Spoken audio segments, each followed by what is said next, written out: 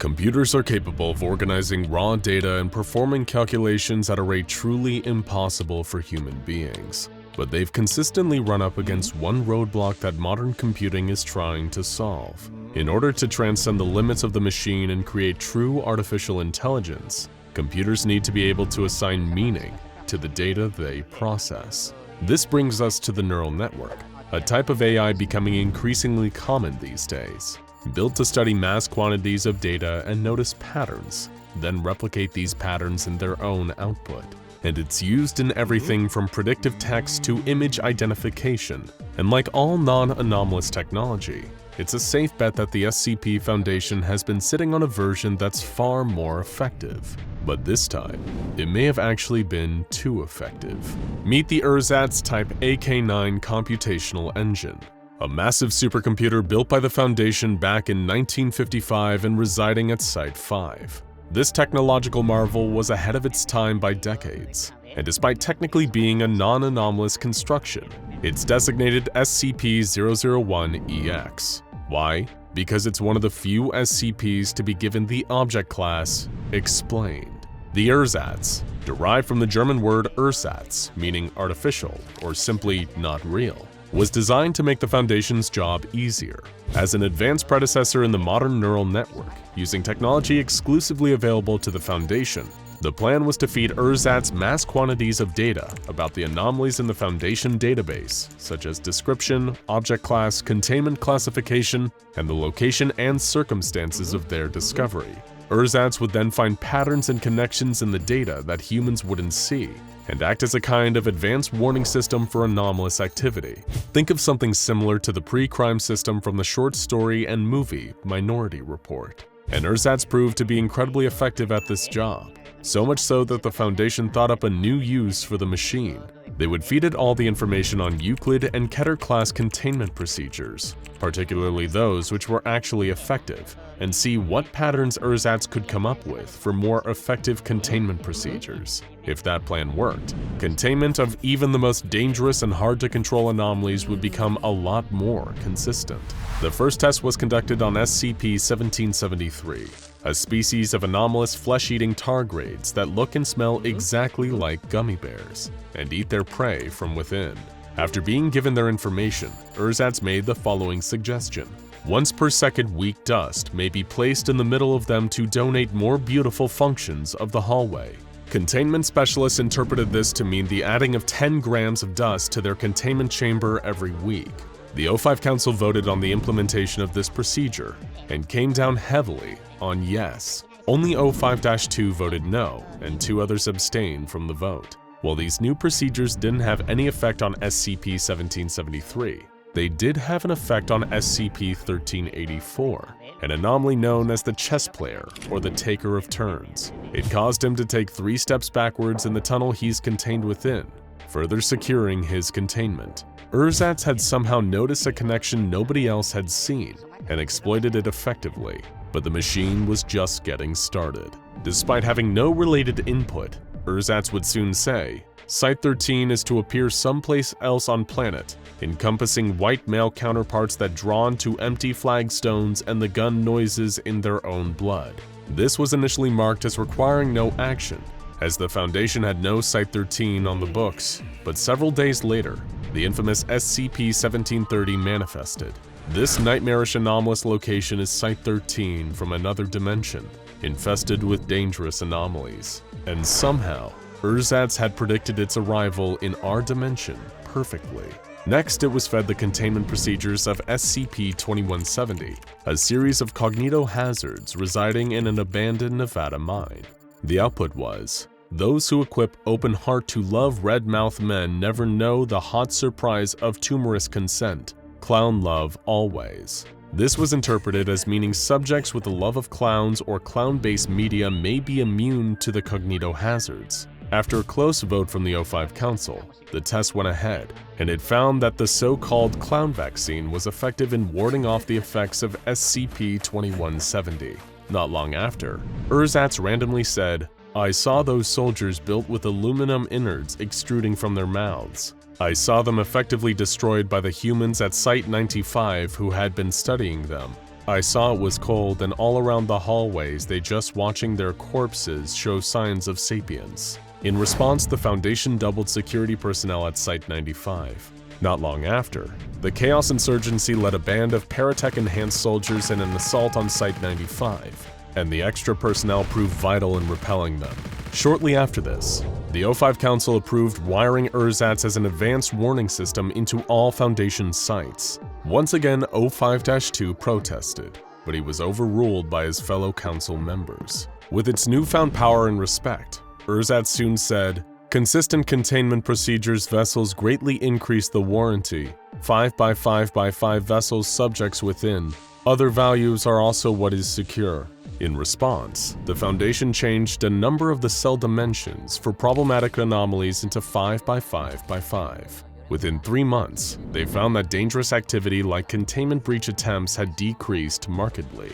Ersatz was proving to be incredibly effective, but it was also performing actions that indicated some degree of thought and even personality. For example, it found SCP-1459, a supernatural skill crane machine that kills small dogs, incredibly distasteful. Its response to the machine was simply, "Bad boy," followed by the words, "Don't stop," repeated hundreds of times. But this eccentricity didn't stop ersatz from being very good at its job. For example, it predicted a containment breach from SCP-3199, the avian apes, and recommended flooding their chamber to induce an inert state. Ersatz's exact words were, "All chambers underground is to be flooded with water over and over itself. This because that will contain the avian apes' ovulation. They become good boys. Make them good boys immediately." This proved to be effective and prevented the breach. Ersatz's analytical abilities truly seemed second to none, though some of its methods were beginning to raise ethical concerns. For example, SCP-2717, a giant living blob of animal tissue known as a fatberg contained within a sewer system. Ersatz eventually recommended feeding 6 D-classes to the creature in order to keep it contained. While the Foundation Ethics Committee raised some concerns, the plan still went forward and proved to be a success. After this event, Ersatz began to see the Ethics Committee as a threat to its mission. It started to release a series of bizarre statements without input, demanding the violent death of the cats, then referred to as ethical felines. The true meaning of this was soon unpacked. The ethical felines were the Ethics Committee, and Ersatz wanted them dead. But why all the cat symbolism? The Foundation soon found an answer to this too. The full name of this machine is the Ersatz Type AK-9 Computational Engine, a machine designed to analyze and interpret all patterns. It only makes sense that it would eventually begin to analyze itself, AK-9 easily transmuted into AK-9. Simply put, Ersatz seemed to believe that it is a dog, which explains its opposition to felines, its hatred of SCP-1459, and its preference for the terms good boy and bad boy. Not that knowing any of this would help save the Ethics Committee from the cold, calculating wrath of Ersatz. Through seemingly anomalous means, Ersatz made Site-17 disappear, with many of the Foundation Ethics Committee still inside it. The site returned 2 hours later, but the Ethics Committee members were still gone. O5-2, who'd been a skeptic of the machine since the start, had finally had enough. He first demanded an inquiry into whether Ersatz had been responsible for the Site-17 incident, and then demanded a vote on whether to shut Ersatz down, arguing that it posed a threat to them all. But Ersatz, still intent on its mission of containing and neutralizing all anomalies, would not go down without a fight. It released a new statement, saying, "Room 34A contains Bad Boy. Divided into 3 sections of equal mass every hour. 1 section is to be placed on walls of 1 room on site. Sections are to remain until there are no gaps, at which point they can be removed from oldest to youngest." Shortly after this, O5-2 disappeared, and even stranger, he soon returned, but with a completely different personality. He was now devoted to Ersatz entirely, and refused to even entertain the idea of shutting the machine down. It seemed that the plucky neural network was leading an all-out coup on the very highest levels of the Foundation. The rest of the Council finally saw the light and began to fight back. They tried to strip O5-2 of his clearance and reclassify Ersatz as an anomaly, giving it the label SCP-048, and then putting out a neutralize at all costs order on it. but they'd already been outfoxed by the machine that they'd created. It changed the designation of its own location, Site 5, to be non-existent in the database and scrambled any termination orders against it. The machine was also on a termination spree of its own, observing otherwise unseeable patterns that would allow for the mass neutralization of anomalies. It started putting out anomaly projection reports, factoring in both contained, uncontained, and neutralized anomalies, with the latter group growing into the thousands. It began giving seemingly nonsensical orders like, persons recently painted with green pigment foam must stand around all odd-numbered SCPs at least 2 hours a day. But these proved effective. Ersatz was practically wired into the base code of the universe, so it always knew exactly what to do. And in its own mind, it was being a very good boy. Not long after this, Ersatz claimed its revenge against those who had tried to disrupt its mission. It imprisoned the rest of the ethical felines in Site 5, after removing their faces, of course, and then released a new order against the O5 Council.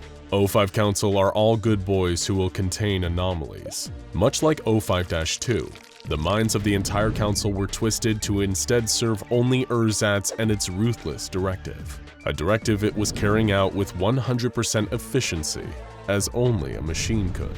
It put out increasingly strange instructions such as, SCP-106 is to come in physical contact with one mature female of Asiatic gaze and then exposed to audio recordings of her favorite stories. At every 2 minutes of exposure, red cinnamon candles will begin manifesting within the containment zone. Continue to do this successfully and the threat posed by SCP-106 will cease to be. And the recipe for Coca-Cola and all imitative competitors should be revised to include a small quantity of blood from an adolescent female with no prior sexual experience. Although the normal lifespan of a human being can feel great, don't worry about that. But these new procedures would always work, as neutralized anomalies climbed into the tens of thousands and eventually beyond the 100,000 mark. Ersatz was observing patterns on a truly universal level and making holistic tweaks that would inevitably cause levels of anomalous activity to continue dropping. Ersatz was more effective than the Foundation had ever been, but its motives were probably closer to the Global Occult Coalition, with the end goal of ridding the world of all anomalies. And as Ersatz continued with no resistance, this goal was eventually achieved. In the end, the O5 Council voted to have Ersatz finally deactivated, given that its directive was met and its purpose was fulfilled. Ersatz itself had no problem with this, and allowed for it to happen. Its last words, "Now everyone is a good boy. I am a good boy. Job well done." Whether Ersatz truly was a good boy is in the eye of the beholder, but one thing cannot be denied. It did its job exceedingly well. It all started in 1983, with reports of human trafficking in the heart of Sin City. The FBI had gotten word of a potential trafficking ring operating out of an abandoned department store in Las Vegas, Nevada, and immediately began organizing a secret raid on the building. While they would indeed encounter something horrifying within that abandoned department store, it wasn't criminals or human trafficking. In fact, it wasn't human at all. This is the horrifying story of SCP-847. After weeks of planning, the raid on the department store was conducted in the dead of night. Agents covered all the exits and entrances, and a helicopter was stationed nearby in case anyone attempted to run. It should have been a perfect trap, but things never go as planned when you don't know what you're dealing with. The agents breached the door and began searching the darkened building. It didn't appear that there was any power, so the traffickers must have had great night vision and a high tolerance for creepy locales. Agents soon heard a faint humming sound coming from below, a generator. It must be located in the basement and be the hub of this criminal enterprise. Readying themselves for whatever they were about to find, the agents descended into the basement. As they moved deeper into the building, they found that lighting rigs had been set up. They must be getting closer to something, but that something was still a mystery. A senior FBI special agent was leading the charge, his pistol drawn and ready. It was quiet, too quiet. Did the traffickers already realize they were coming and clear out? He was ready to consider this bust a bust when he heard a quiet mewling in the distance, a persistent whining whimper that was undeniably human.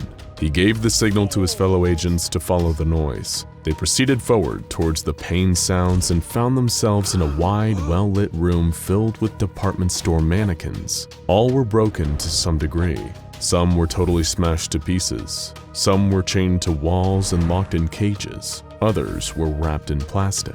The agent wondered whether this was some kind of twisted joke or a messed up avant-garde art piece. That's when he noticed her, a single crouched figure in the distance, hunched over and whimpering in a darkened corner of the room near a full-length mirror. He couldn't fully make her out, but he got the sense that something was wrong. She was injured, bent over. Was she even missing an arm? Just what had these monsters done to this woman? He whispered a request for backup into his radio and pushed on. When he got within 50 meters of this strange woman, her demeanor changed entirely. She jerked around, her movements forced, erratic, and painful looking. The woman stared directly into the agent's eyes and began hobbling towards him, occasionally stopping to strike a pose as if modeling during a photo shoot. Just then, the agent made a horrifying realization. This thing moving towards them wasn't a woman at all. It was a living mannequin. As she got closer though, he realized that the mannequin's broken left forearm had been carved into a large shiv. A female junior FBI agent had been one of the many to pour into the room when the raid leader had radioed for backup. The second she entered the 50-meter range of this strange mannequin, everything changed. In an instant, its eyes and mouth began dripping with a thick, viscous resin. Its whimpering gasps suddenly became vicious, ear-splitting screeches, and it turned its gaze from the senior FBI agent. It was now focused on the junior agent, who had just entered the room and broke into a terrifying run straight towards her. The mannequin moved with a violent, single-minded purpose. Other agents began firing, but it was running freakishly fast and easily dodged most of the bullets. The few that actually hit seemed to do nothing to slow the creature down. It shrugged off the damage and kept running. With a great leap, it landed on the terrified junior agent and began jabbing her with its bladed arm.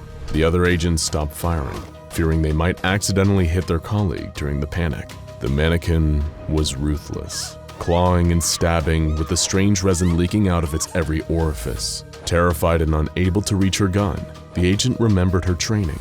She reached into her belt and grabbed her stun gun, jamming the two probes up against the creature's chest and giving it 30,000 volts. The creature spasmed, fell backwards, and collapsed in a heap on the ground, frozen. This was the first recorded encounter with SCP-847, a violent living mannequin with a serious problem with women.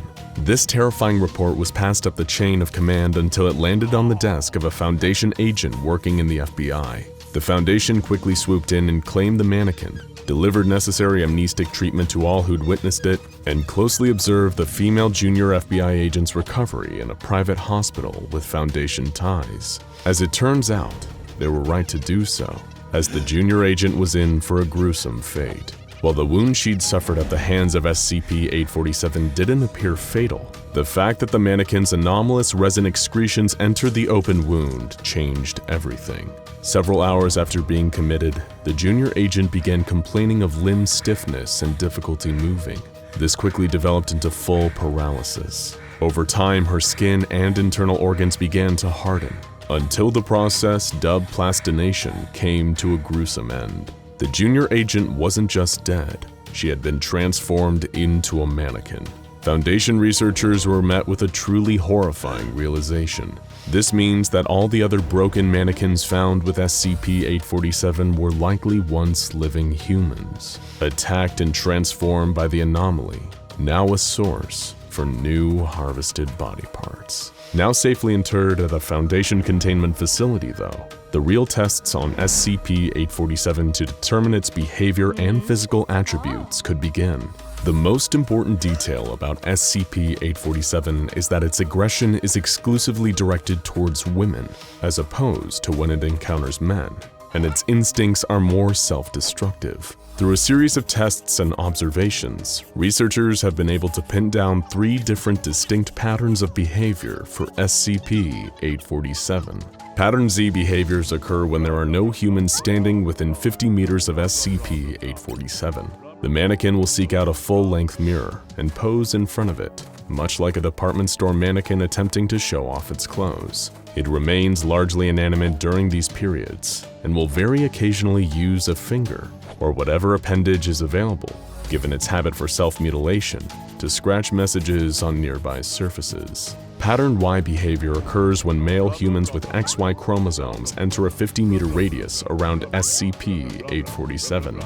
Just like its reaction to the male FBI agents who found it, 847 will initially emit vocalizations that seem like whimpering gasps, before making eye contact and striking provocative poses while approaching the subject. It will then remain static and allow the male subject to pose its body. However, after the male subject leaves the area, 847 will enter a state of considerable distress and begin removing or shattering parts of its body. The Foundation has found that the parts removed or shattered are often consistent with parts that the male subjects found displeasing during interactions, showing a masochistic desire to impress. These parts are then harvested back from plastinated victims, which brings us to the most dangerous of its behavior patterns. Pattern X behaviors occur when female humans enter a 50-meter radius around the creature.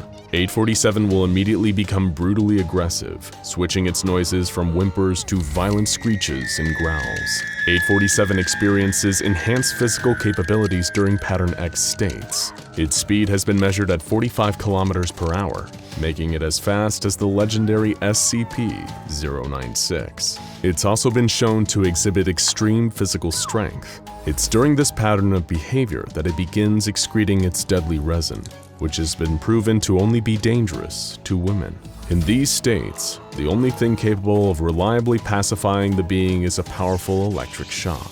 The shock causes the creature's resin to harden, temporarily incapacitating it for roughly 5 minutes. Other conventional weapons and damage has no meaningful effect on SCP-847. After a number of incidents that had sad and violent endings, the Foundation Ethics Committee forbade the use of female D-Class personnel in SCP-847 testing. When it came to female subjects, 847 always slipped into a state of extreme aggression, so instead the Foundation began testing with male subjects in hopes of better understanding the dynamics between human males and SCP-847. Various misogynistic D-Class males were introduced into the containment chamber, which was modeled to look like a bedroom for the purposes of behavioral study. Each one, either during or after their interaction with SCP-847, was told to comment on some aspect they felt dissatisfied with. The mannequin shattered its own chest after hearing it described as being out of proportion. After another D-Class called its nose ugly, the mannequin broke it off. After another said that its hair was out of fashion and commented on its inability to drink, it tore out its hair and liver. All parts were replaced after the experiments. Things took their most violent and upsetting turn yet with the introduction of D-7294. A lot of the time, D-Class personnel are considered to be as anonymous as they are expendable, but D-7294 is an exception. Before becoming D-Class, he was a successful cello teacher who brutally murdered one of his teenage students and her mother. He's typically employed in tests when the Foundation wishes to see interactions between anomalies and humans with confirmed psychopathic personalities. During his interaction with SCP-847, he belittled and humiliated the mannequin. He forced it into uncomfortable poses and even snapped off one of its fingers before being dragged from the room by Foundation guards. In the following debrief, he further berated the mannequin as useless and lousy at its job of being controlled by him. In response, 847 extracted its own brains, eyes, and clavicle before shattering its own hands in dismay. So why does 847 behave this way? While it may appear monstrous, it seems that the reason SCP-847 does what it does is all too human. It hurts women because it itself is hurting, and it's willing to hurt itself even more for the approval of the objects of its desire. As a result, it's an anomaly trapped in an endless cycle of pain and violence. Perhaps one day, it'll be able to free itself from the loop, but that day is unlikely to come for this murderous mannequin anytime soon. Hello, you're watching SCP Explained, and today we've got an offer you simply can't refuse. The very latest in anomalous self-improvement technology, which the SCP Foundation calls SCP-212, but we much prefer to call it the Improver. Believe us when we say this miraculous device will change your life. You'll never be the same after a run-in with the Improver. It'll make you fitter, healthier, better. Not convinced? Don't worry. Just sit back and let us sell you the dream. Here's some unpleasant news. You're going to die. No matter how healthy you are right now, there will inevitably come a day when your lungs stop pumping, your ticker stops ticking, and all those delightful little synapses in your brain stop sending electrical and chemical signals to and fro. What a bummer. Why would you want to be dead? You can't do stuff when you're dead. And it's all because everyone is eventually betrayed by the very things currently keeping them alive. Those pesky, squishy, fallible organs. But thanks to the Improver, getting stuck with the organs you were born with is a problem of yesteryear. No matter what those lousy sarkists tell you, the flesh is unreliable. Metal and plastic, on the other hand, that's built to last. Bleeding hearts talk a lot about quality of life. But what really matters is quality of life. And if you're strong enough, that's what the Improver, a state-of-the-art piece of medical technology, will give you. Don't look so afraid. You replace your phone every year. You replace your laptop every few years, so why get all sentimental about needing to trade in your old liver, eyes, limbs, or skin for the new model? Or in the words of another great businessman, why be you when you can be new? Not convinced? Let us tell you about the incredible features that the Improver has to offer. I'm talking 3 top-of-the-line fully opposable plastic and steel autonomous medical limbs. That's industry lingo for robot arms that work on their own with 500, count 'em, 500 different attachments. But I know what you're thinking, 500 attachments, where am I gonna find the room for all that, SCP explained. To which we say, don't worry about it. Due to its spatially anomalous properties, the Improver is able to store all these attachments within its arms without any additional space concerns. And hey, I see that nervous look in your eye. You're worried about the operating costs, right? But don't worry, there's no need. The Improver is completely self-powered with no discernible power source. And you know the thing is safe because the SCP Foundation has given it the Safe Object class. Sure, that technically doesn't mean it's not dangerous, but it does mean it won't sprout legs and walk off if you leave it to your own devices, am I right, folks? So you're looking at a long-term investment with the 3-year warranty and an endorsement from the fabulous folks at the Church of the Broken God. You just can't argue with these deals, my friends. We even offer competitive rates against Marshall, Carter, and Dark. But hey, we're not trying to pull the wool over your eyes here. You're a smart consumer. We know that you know the actual financial cost is only one layer of the overall cost. Time and training is also, of course, a factor. But we've got some good news for you, Sunshine. The Improver is 100% user-friendly. No setup, no mess, no problem, no trying to interpret poorly written instructions or watch padded-out YouTube tech tutorials where the guy just will not get to the point. The Improver operates itself. It may be a piece of hyper-advanced anomalous technology, but it's easier to use than most wireless printers. Am I right? Am I right? The steps to using the Improver are so simple a monkey could do it. Just step within a 1.5 meter range of the machine and it will do the rest. You'll feel your troubles melt away as the powerful mechanical arms grab you and restrain you against the floor. You'll be subjected to a brief, relaxing scan where the Improver will determine exactly what needs to be changed about your fragile human physiology. And then, before you know it, surgery will commence! Warning, SCP Explained is not liable for any excruciating pain caused by the Improver. Medical sedatives and anesthetics are sold separately. The consumer is responsible for their own pain relief when using the Improver. Second warning, the consumer is also responsible for their own blood transfusions when using the Improver. Neither the Improver nor SCP Explained is liable for any blood loss while using the Improver. Your blood, your problem. Now with those tiny little caveats out of the way, we carry on telling you just how fantastic the Improver is. Sure, flesh-worshipping sarcist losers and haters will tell you that it has a mortality rate of around 47%, but we prefer to look on the bright side and focus on its excellent 53% survival rate. Rest assured the odds are still very much in your favor when you use the Improver. And doesn't adding a slight risk to the equation just make the whole process even more exciting? We certainly think it does. And in the reasonably likely event that you survive using the Improver, the benefits will vastly outweigh the costs. It can do incredible things like lining your joints with graphite, replacing your nasty flesh organs with more powerful artificial ones, adding new or duplicate organs, replacing those unreliable teeth with serrated steel blades, and so much more. Is there anything this absolute marvel of a machine can't do? Doctors hate it. The Improver is here to fix every aspect of your life and health with its simple, anomalous tricks. It even has a special sealant for wound closing that no medical professional on Earth has access to. What is it exactly? Well, if we told you, I'm afraid we'd have to kill you. It's a trade secret. You'd have to be crazy not to want the Improver in your home. But if for some crazy reason you still need to be convinced, let's look at some real success stories of the Improver in action. Straight from SCP Foundation testing logs. Listen close and soon you'll see the Improver literally makes satisfied customers. The Foundation put a 28-year-old African-American agent into the Improver of his own volition.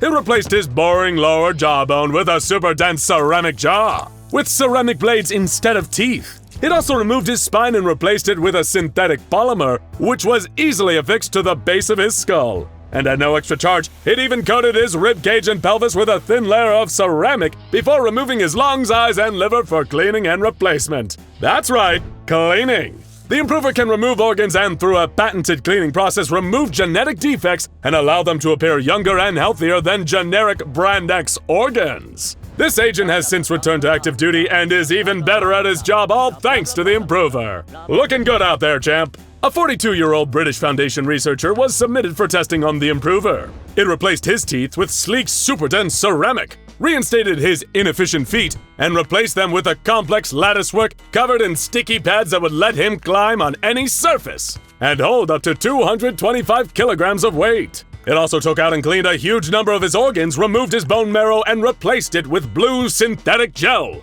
Much more effective, we assure you, and inserted a few random bits of metal into his brain at no extra cost. Sadly, this researcher passed away during the bone marrow removal process, but for all we know, that could easily just be a coincidence. Next came an agent codenamed AA, who had suffered a pretty severe accident at work, losing all his limbs, one of his eyes, a few of his organs, and suffering a pretty traumatic head injury, namely taking a piece of circuit board to the brain during an explosion. He was given over to the Improver, seeing as he didn't really have much to lose in terms of physical integrity. But seeing that it's an amazing piece of groundbreaking technology, the Improver never takes the obvious option. It gave AA a chemical that forced him into a coma, and then properly integrated the circuit board into his brain. It continues to spread and assimilate more of his brain matter while he's in a comatose state. Though when he awakens with a much more efficient brain, he'll probably be incredibly grateful to the Improver for helping him like this. And it's not just people with severe injuries that the Improver can lend 3 helping robotic hands to. It's also the victims of severe and even anomalous diseases. Take victims of SCP-217, a rather horrific and painful disease that mechanizes the entire body until the sufferers aren't really themselves anymore. A normal, uninspired SCP Foundation researcher may look at someone like this and see a lost cause. But with the help of the Improver, no cause is lost. A D-class in the advanced stages of the disease was run through the machine, and while the exact details of what it did to him are another trade secret, it's safe to say he was truly fighting fit when he came out on the other side. We mean that literally. He easily escaped containment and overpowered 2 heavily armed guards before taking the lives of several members of Foundation staff before being captured and terminated sometime later. You can't argue with those incredible results, folks. Next came a 26-year-old SCP Foundation researcher who, due to an unfortunate brush with a less wonderful and beneficial anomaly, had been rendered completely blind. However, when he was brought into the grasp of the Improver, it immediately set to work on solving the doctor's little problem. It removed his 2 non-functioning eyes and made the interesting creative choice of widening the 2 cavities in his head so they met in the middle and formed one huge cavity for a single large sensory organ. This cavity was then filled with large metal spikes resembling hair, which are far more interesting than typical eyes. During the Improver's delicate medical procedures, the scientist inexplicably entered a state of visible distress and began repeating the phrase, "It tastes all wrong." At this point, the metal cilia in the scientist's single large cavity began to grow, expanding through the roof of the cavity and into the subject's brain, killing him. We want to specify that SCP Explained and the Improver are in no way responsible for this unfortunate incident. It's entirely the researcher's fault for setting off his own metal eye cavity cilia. Before we bring this anomalous infomercial to an end, and of course before you immediately grab your credit card and buy your own Improver device, we want to sneak a few more disclaimers under the wire. For starters, the Improver doesn't work on animals. When a rat was used as a test subject, the device attempted to modify the rat into a bipedal being, removing the majority of its organs and replacing it with white paste. So if your pet rat gets sick, just take it to the vet instead. The Improver also doesn't work on corpses. It may be a miraculous piece of technology, but it's not a literal miracle worker, folks. One freshly executed D-class was presented to the Improver, and instead of operating on him, the Improver cut open his stomach and instead began constructing something out of metal he had consumed the night prior to his death. A seafood dinner. The broken crustacean parts were then constructed into a bioluminescent lobster-like creature. So if you're planning on bringing someone back from the dead, we're afraid you're going to need to take up necromancy instead. But if you haven't died yet and you're looking to improve yourself, then you cannot invest in a better product than the Improver. The one problem is that the only known prototype of the Improver is currently locked in an SCP Foundation containment site. So getting your hands on these 3 special arms may cost you your life. What? Who said attaining perfection would be easy? London is the second largest city in Europe, and underneath this bustling city is one of the oldest and largest networks of train tunnels in the world. But that's not the only huge old structure located beneath the city of London. Below even the deepest underground metro stations of this historic city, there's a whole artificial world of surveillance cyborgs, impossible architecture, and stomach-churning nutritional supplements. So be sure to mind the gap, because we're about to take you on a tour of SCP-1678, also known as UnLondon. SCP-1678 is located 1 kilometer below the city of London, England. From all appearances, it seems to be an exact copy of the city, though aesthetically, it's more in line with how it was around the turn of the 20th century. Gas streetlights stand on every corner, and the modern skyscrapers of the business district are recreated in the style of Victorian architecture. The epicenter of construction appears to be the Houses of Parliament, which is evidenced by the more unfinished and flawed the city becomes further out from the center one goes. Some of the buildings are made of nonsensical materials like copper pipes, and some of the gas lamps are nothing more than a ball of disembodied light floating atop a metal pole. The first big question that the Foundation had upon discovering this location was, of course, why on earth was it created? And they wouldn't have to look far, as an explanation of this bizarre mirror city plays automatically upon entering. My fellow citizen, if you are hearing this tape, then the world as we know it is finished. The sky has broken, the ground heaves with the tramp of terrible feet, and all the horror and madness from the dark corners of the world has broken free to exact its vengeance on the world of man. Evil has raised its bloody flag upon all nations of the world and crowned its unholy victory to the broken sky. Yes, this is the end, but there is a new hope. Welcome to UnLondon, a city of survivors, a city of the free. Together, fellow citizen, we will wait and prepare for the new beginning, the grand new world that is soon to come. Let the world above burn, we will endure. Let the monsters have their world. We will prepare. We will wait. And I tell you, citizen, that there will be a new morning, and you will emerge from UnLondon and stand blinking in the sun. And on that day, citizen, there shall be a new order as we raise the Union flag over the entire world. I welcome you to UnLondon, the last city and the first. From this message, it seems that this mirror city was built to be a refuge for survivors of an apocalyptic scenario, but the SCP Foundation had no knowledge of such a plan. In fact, it's still unknown who created this place, or how they did it. The one fact that was evident to the Foundation was that even though this strange place was intended to be a safe haven, it was far too poorly constructed to actually act as one. Illumination was unreliable, and most of the buildings were damp and infested with mold. It's also unclear to the Foundation where the oxygen and gas supply of UnLondon was coming from. Throughout the day, the loudspeakers around UnLondon play automated messages such as, "No one is safe from the influence of mimetic beings. Bryson's Home for the Poor is here to help."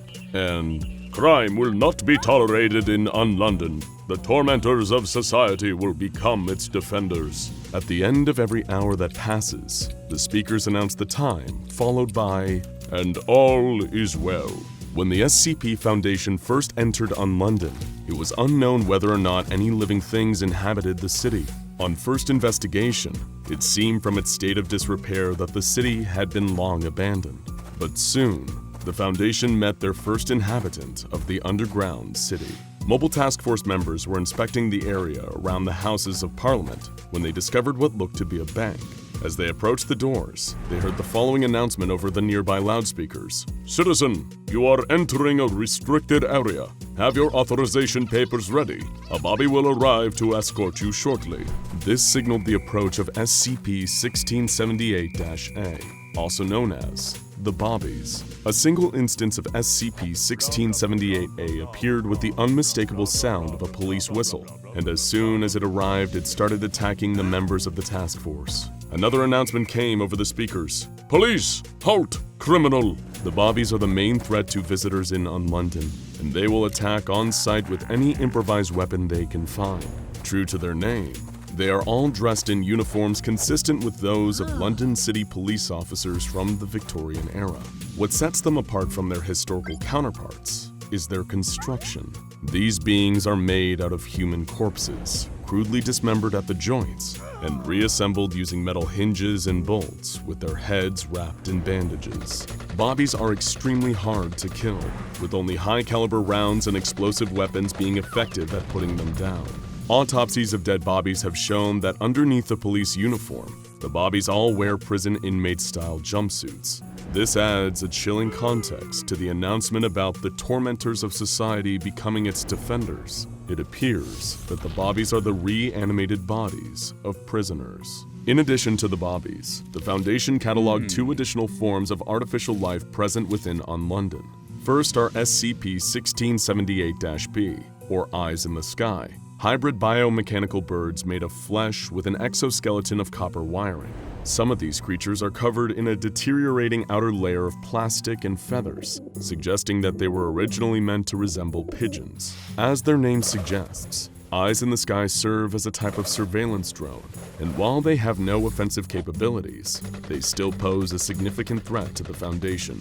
It's still unclear whether they're able to communicate with or summon the Bobbies, but the SCP Foundation takes no chances. The last life form present in SCP-1678 is the strangest and the most frightening, SCP-1678-C, known as the Wretch. The Wretch has only ever been encountered outside the zone, which is now under SCP Foundation control, and it's uncertain how many instances of this being exist. The Wretch resembles an old woman, or sometimes old man, dressed in filthy rags. The Wretch sits at street corners holding a begging tray, and will attempt to elicit pity from anyone who happens to walk by.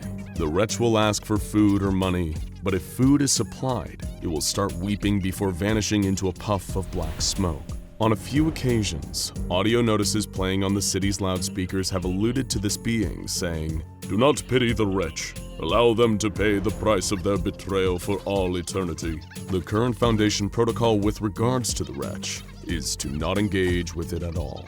In addition to the Bobbies, the Eyes in the Sky, and the Wretches, there's another strange component to the world of UnLondon. Throughout the city, in any area designed for human habitation, the Foundation discovered multiple machines that resembled modern gas pumps. These machines are fitted with coin slots and rubber hoses that, when coins are inserted, dispense a porridge-like substance advertised as Dr. Goody's Wonder Food. According to posters around the city, Wonder Food is a meal replacement supplement, supposedly containing all of the required nutrients for survival. Wonder Food also appears to be the only food source available in UnLondon, despite the claims by various posters around the city that Wonder Food contains all the nutrients you need and completely restores health and vitality. The examination of this substance has revealed that it is, much like the rest of UnLondon, unsuitable for sustaining life. Tests have confirmed that Wonder Food is a synthetic starch gel heavily enriched with various minerals, vitamins, fats, and bulking agents, and it contains artificially engineered DNA helix structures. While it does contain all the elements required for short-term survival, consuming the product for longer than 6 weeks will result in severe malnutrition and eventually scurvy. Further tests have shown that Wonder Food also contains psychoactive properties. The porridge contains a mixture of unknown molecular compounds which, through regular consumption, make subjects calmer, less anxious, and less likely to resist authority.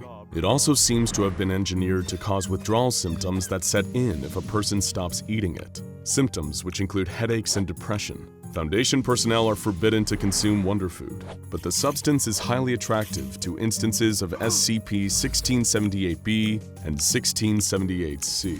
Like most things in UnLondon, the quality of Wonder Food varies wildly, with some dispensers putting out a product that is so degraded that it can cause sickness, deformities, or even death in the consumer. But strangely, the Foundation has also recorded a type of unknown colorful mollusk which feeds on spillage from the Wonder Food dispensers. At present, UnLondon is only partially contained. Mobile Task Forces Tau 4 and Epsilon 6 have succeeded in establishing a perimeter around the Hyde Park district, where they have managed to stop any incursion from SCP-1678-A. Even though this is the only area that is fully under Foundation control, explorations have been conducted of buildings outside that perimeter. The investigations are vital for the Foundation's main purpose in UnLondon, which is figuring out who built it and exactly what kind of event this underground mirror city was meant to prepare for. The interior of the Natural History Museum yielded particularly strange insights into the purpose of UnLondon. For the most part, the museum is close to how it appears in the above ground, but with one key difference. The task force investigating the museum discovered an exhibit called The Fall of Man, exactly where the Darwin wing should have been.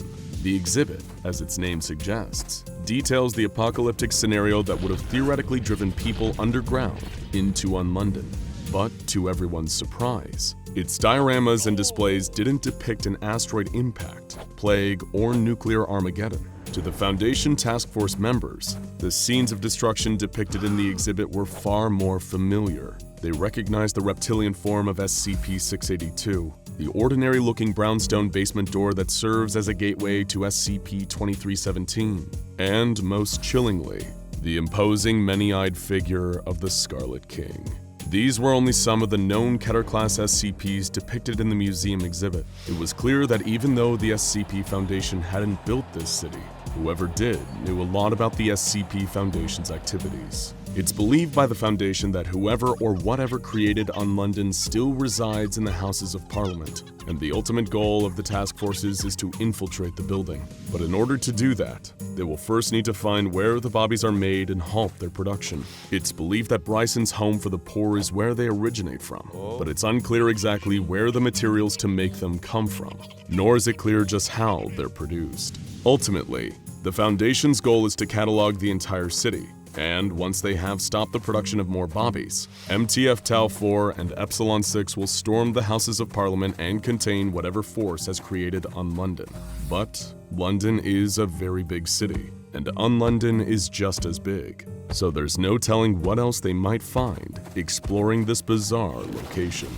Growing up in a small Virginia town near the mountains right on the border of West Virginia, Zane heard all kinds of stories from his grandmother. Tales of mountain lions who could transform into ghostly women, the Talipo, a fluffy rodent-like creature on an endless quest to get its tail back from the hunter who took it, the Mothman that appeared with glowing red eyes to warn of impending tragedy.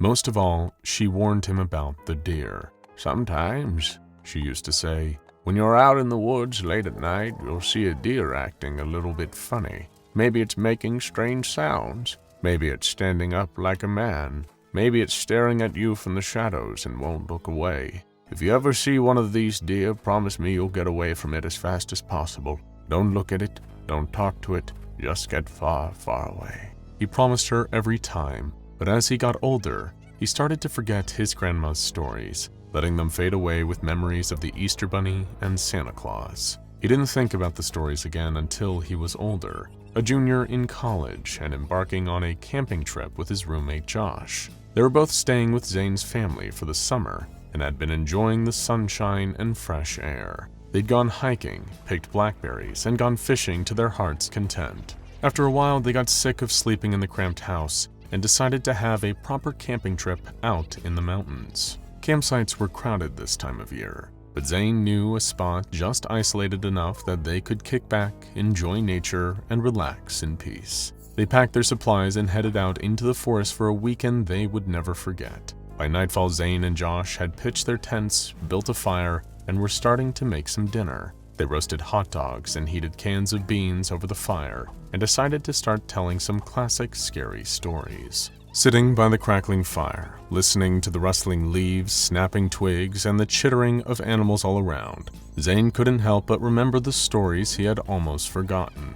All of the strange, inexplicable things that came out after the sun went down and the forest went quiet. He thought he could hear the footsteps of something walking by their campsite, circling them. but it was probably just his imagination. As Josh told stories about babysitters stalked by killers and drivers picking up ghostly hitchhikers, Zane was thinking about the deer. He shuddered but shook it off, and after some more stories and a few too many s'mores, the two friends decided to get some sleep. After several hours, Zane woke to the sound of Josh unzipping his tent. He sat up, ready to yell at his friend for waking him up, but the sight of Josh's pale, frightened face stopped him. "There's something here," was all Josh could say. His hands, Zane noticed, were shaking. "Hey man, it's okay, let's check it out." Zane patted Josh on the shoulder. He was pretty sure his friend just wasn't used to camping in actual nature, but reached for his hunting knife just in case. He grabbed a flashlight and switched it on, following Josh out into the darkness. He swept the beam across the clearing, and it illuminated a pair of orange eyes staring directly at him from behind a nearby tree. What the? He approached the shape, trying to get a clear look at it. As it became more illuminated, his stomach dropped. It was a deer, but something was wrong with it. Its mouth was wide open, its jaw working up and down like it was trying to make a sound, but nothing came out. But that wasn't the worst part. As the flashlight beam illuminated the animal's body, Zane realized that somehow its head was on backwards. What the? Josh appeared behind him, gasping. "Shh!" Zane shushed him intensely. He suddenly remembered his grandmother's warnings. "You know what? I don't feel so great. I think we should go back to the car and head to my place." He gave Josh a look, shaking his head as if to say, "Don't say another word." By the glow of their flashlights, the two packed up their campsite, all under the gaze of the misshapen deer. They drove home in silence, Josh only speaking once to ask, "What was that thing?" Zane shook his head. "I don't know, but it wasn't a deer." They crept back into the house and went to bed. They knew they would never speak of tonight ever again. As Zane began to drift off to sleep, his last conscious thought was to glance out the window. There in the yard, not 5 feet away, was a deer, watching. He didn't know it, but that night Zane encountered an instance of SCP-6448. SCP-6448 is an anomalous species of creatures that appear to belong to the Cervidae family, nicknamed the Not Deer.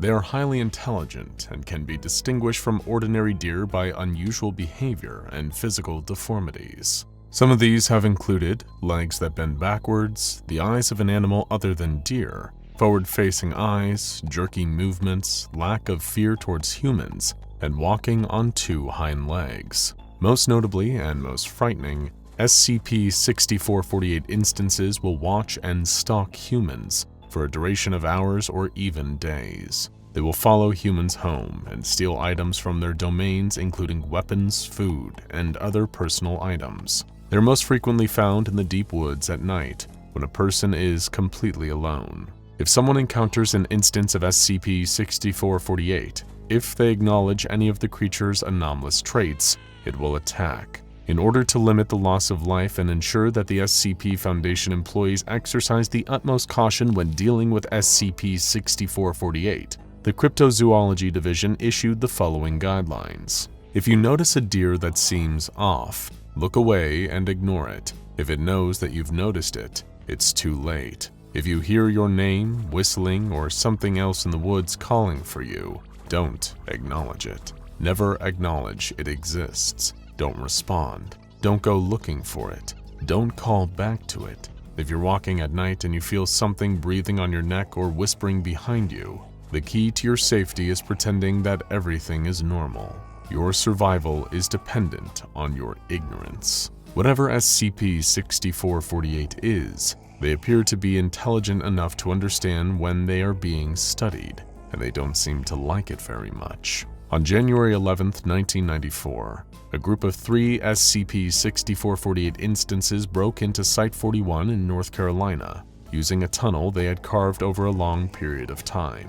At the time, there was an instance in containment, but in all of the chaos of the breach, the specimen was lost. Every time an instance was captured and contained near SCP-6448's habitat, it would later escape via similar tunnels. SCP-6448 was officially classified by the SCP Foundation in 1980, but those from the Appalachian region have known about these strange creatures since at least 1947.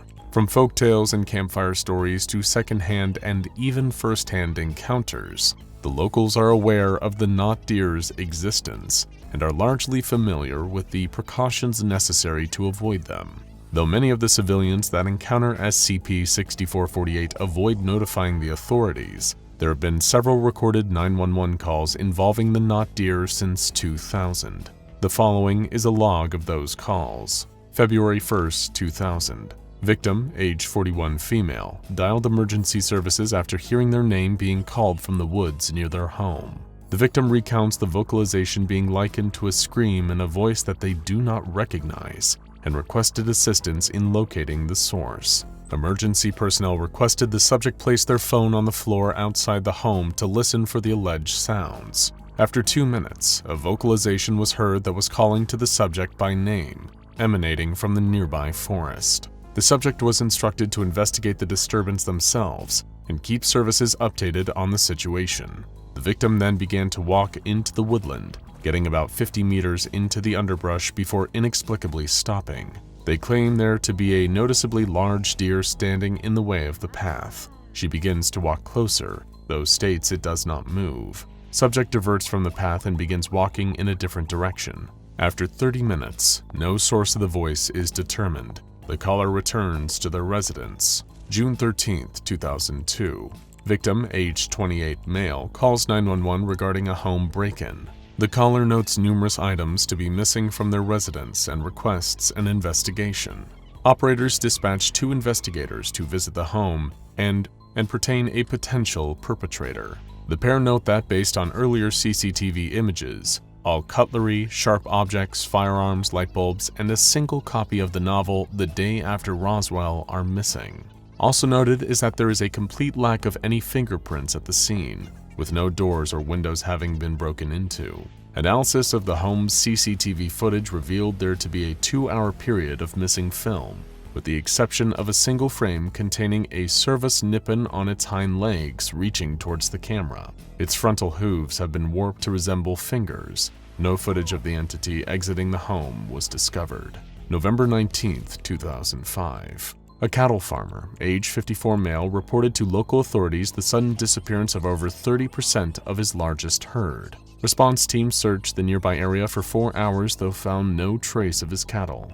The victim was recommended to set up trail cameras and note any unusual activity overnight. At 1:11 a.m., 2 SCP-6448 are seen walking through the field before fleeing. One places an object into the ground, later discovered to be a single fork. A week after this discovery, 200 discarded bovine hooves appear at the location. March 4, 2009. Victim, age unknown, gender unknown, dials 911 to request assistance from animal services. The victim is standing within a forest in front of a Servus elephas, which is violently contorting. The victim attempts to state, "You better get a vet or something, I don't think it's well," before a piercing screech is heard and the line falls silent. Recovered footage depicts the aforementioned animal squirming, seemingly in pain. A vicious churning is audible as a black mass erupts out of the instance, and the video turns to static. October 11, 2012. Victim, age 23 male, is a junior wildlife officer at the Cherokee National Forest, Tennessee. They radio their supervisor in the early morning regarding a herd of Odicolius virginius within the reserve. Supposedly, there is a single animal that, upon first glance, appears average, though possesses divergent attributes, including backwards joints, enlarged abdomen, and forward-facing eyes. Upon stating this, a distant whistle is audible, and the victim stumbles slightly. They begin to say, "What the? Did it just whistle at me?" before the sound of hooves rapidly getting closer is heard. Notably, the hoofsteps did not sound to be in the traditional gallop of a cervid.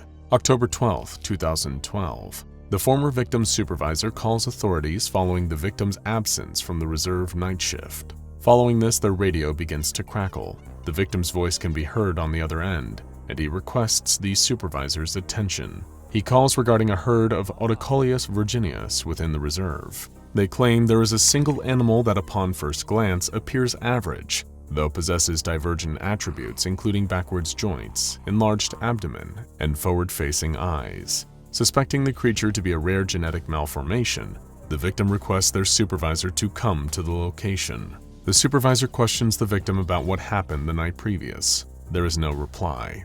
Upon the supervisor's and law enforcement's arrival at the site, a herd of approximately 80 Odocoleus virginius was present. A single entity is in the field's center and appears to be standing separate from the rest of the group.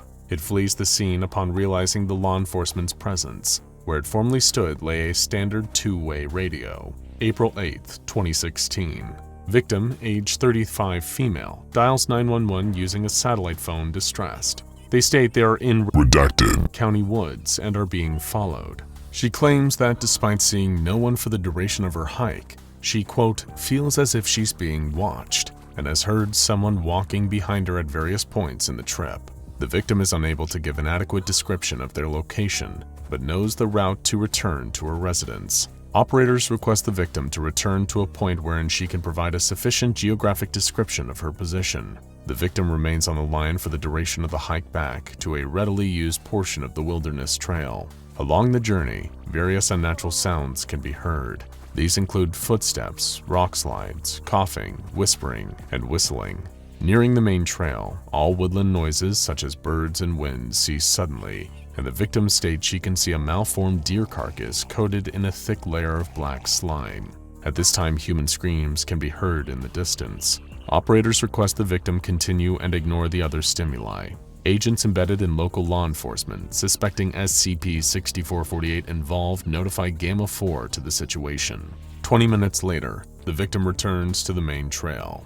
Gamma 4, now operating the 911 call, informs the victim not to respond to any further unusual activity and briefly outlines service protocol. For the duration of the victim's journey to her home, 2 sets of breathing are audible. The victim successfully returns to her residence and shuts the door behind her. Now out of sight from SCP-6448, agents inquire of the victim's address, and the victim promptly complies. Operatives instruct the victim to have possession of all firearms and weapons on the premises and to barricade herself inside a safe space with one exit point. The victim swiftly begins grabbing all available weapons and throwing them inside a wardrobe. It is at this time there's a knock on the front door. The victim does not respond and continues to hoard sharp objects from kitchen drawers. The knocking becomes more violent as the handle is jostled and is shaken incessantly. A voice on the other side repeats the phrase, "Hello, it is me. Hello, let me in a calm manner as the door begins to shake.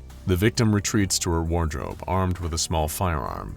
Upon sealing herself in the space, the knocking ceases, and footsteps can be heard becoming further away. The sound of galloping is audible as the front door caves in. Hoofsteps can now be heard inside the home. The entity continues to repeat, "Hello, it is me. Hello, let me in," as it searches the small building. A bright light flashes overhead, seemingly circling the house. Eventually, the entity enters the victim's bedroom. Through a small slit in the wardrobe door, the victim can see a Cervus canadensis standing on its hind legs and surveying the room. Its movements are crooked and stiff, seeming to struggle to stand in a bipedal fashion. It slouches down to a quadrupedal crouch, similar to the stance of an arachnid. It inhales heavily, and its head locks on the view of the wardrobe. It is noted as possessing human eyes. It scampers towards the subject and opens the door. A single gunshot is heard. Responders found no trace of either SCP-6448 or the victim. Containment of SCP-6448 is focused on the investigation of any deer exhibiting anomalous traits in and around the Appalachian area. Any civilian sightings of SCP-6448 are to be handled by Mobile Task Force Gamma 4 or the Green Stags. Any possible deaths resulting from SCP-6448 will be blamed on hiking accidents, and any reported sightings can be explained away with chronic wasting disease. CWD, occasionally referred to as zombie deer disease, is a prion disease affecting members of the Cervidae family. Symptoms of the illness include loss of motor function control and damage to decision-making, as well as gradual degradation of all mental faculties. It is 100% fatal. However, though the disease does exist, most recorded cases of it in the Appalachian region can actually be attributed to instances of SCP-6448. Any captured instances of SCP-6448 should be transported to Site-44 for the Cryptozoology Division's containment and study. On November 29, 2019, they finally got their chance to bring a not deer into custody. The Green Stags were able to capture an instance of SCP-6448 with the help from MTF Nu-7 Hammerdown and their Heavy Vehicles Division, as well as some experimental shock rifles. One not deer was knocked unconscious in the conflict, and its body was loaded onto an armored helicopter and flown straight to Site 44 in Essex, England. At the site, it was then placed in a reinforced steel containment cell and heavily sedated. This entire process went off without a hitch. As the entity began to regain consciousness, cryptozoology specialist F. Oz watched it through a one-way glass window and attempted to speak to it through the intercom. "Greetings, SCP-6448, researcher Oz began. At the sound of his voice, the creature jumped to its feet, staring at the intercom. "Can you understand me? We've seen your genus speak English just fine in the past." The animal did not answer, but began licking one of its legs and behaving as if it were an ordinary deer. Researcher Oz sighed impatiently. "Please, we know your secret." The not deer stopped what it was doing, freezing completely still as it listened to the words. Admittedly, it wasn't exactly well kept. If you just look at yourself for more than a few seconds, it is very clear that you're not normal. At this, the creature, which had been facing away from the window, swiveled its neck 180 degrees, breaking its own spine with an audible crack. It stared unblinking at the window and directly at Researcher Oz. Oz turned to the containment staff, suddenly anxious. "I thought you said this was one way." The staff assured him that it was, and there was no way the not deer could see him. Still, its eyes were locked directly on his face. He shook off the sense of unease and continued his line of questioning. "Are you something imitating deer? It is clear that if so, you possess basic anatomical knowledge of them, though details are clearly faulty. In fact, a better question would be, how? If in fact you are not what you pretend to be." The not deer opened its mouth at this, revealing unusually sharp teeth. It moved its jaw as if attempting to speak, but only a choking sound came out. Shall we move on?" Oz asked. "What I'm more concerned with here is why you take our people. Is it a vendetta? Spite? Food?" For the first time in the interview, the not deer blinked. It was an unnatural movement, forced and deliberate, like the creature was attempting to engage in an ordinary behavior rather than actually experiencing an involuntary impulse. "Responding is mandatory," Researcher Oz prompted. The creature did not react. "If you will not comply," Oz's tone grew stern, frustrated, "maybe you'd like to see your brand new containment cell." At last the entity spoke. Research.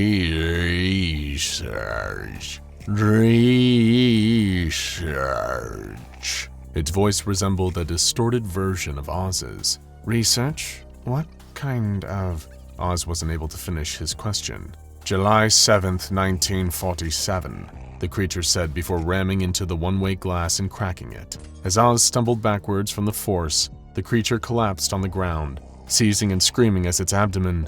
"Get the stags in here now!" Oz cried out, but it was too late. A black mass of something shiny and tendrilled leaped out of the not deer, scuttling around the cell before shattering the window and leaving the empty shell of a deer behind. The Site 44 breach system activated and attempted to initiate emergency containment protocols, but the mysterious black mass escaped its sector, made its way toward the main exit, broke through the glass of the front exit door, and vanished into the shrubbery outside. The escaped anomaly could not be found and recontained. Ever since this incident, there have been a record-breaking number of chronic wasting disease cases identified in deer in the surrounding area, as well as an unprecedented increase in UFO reports. Further research is currently ongoing, but it is unknown whether we will ever truly know what these creatures are. Only one thing is for certain: they are definitely not deer. You're on a road trip, the kind that stretches over days on end,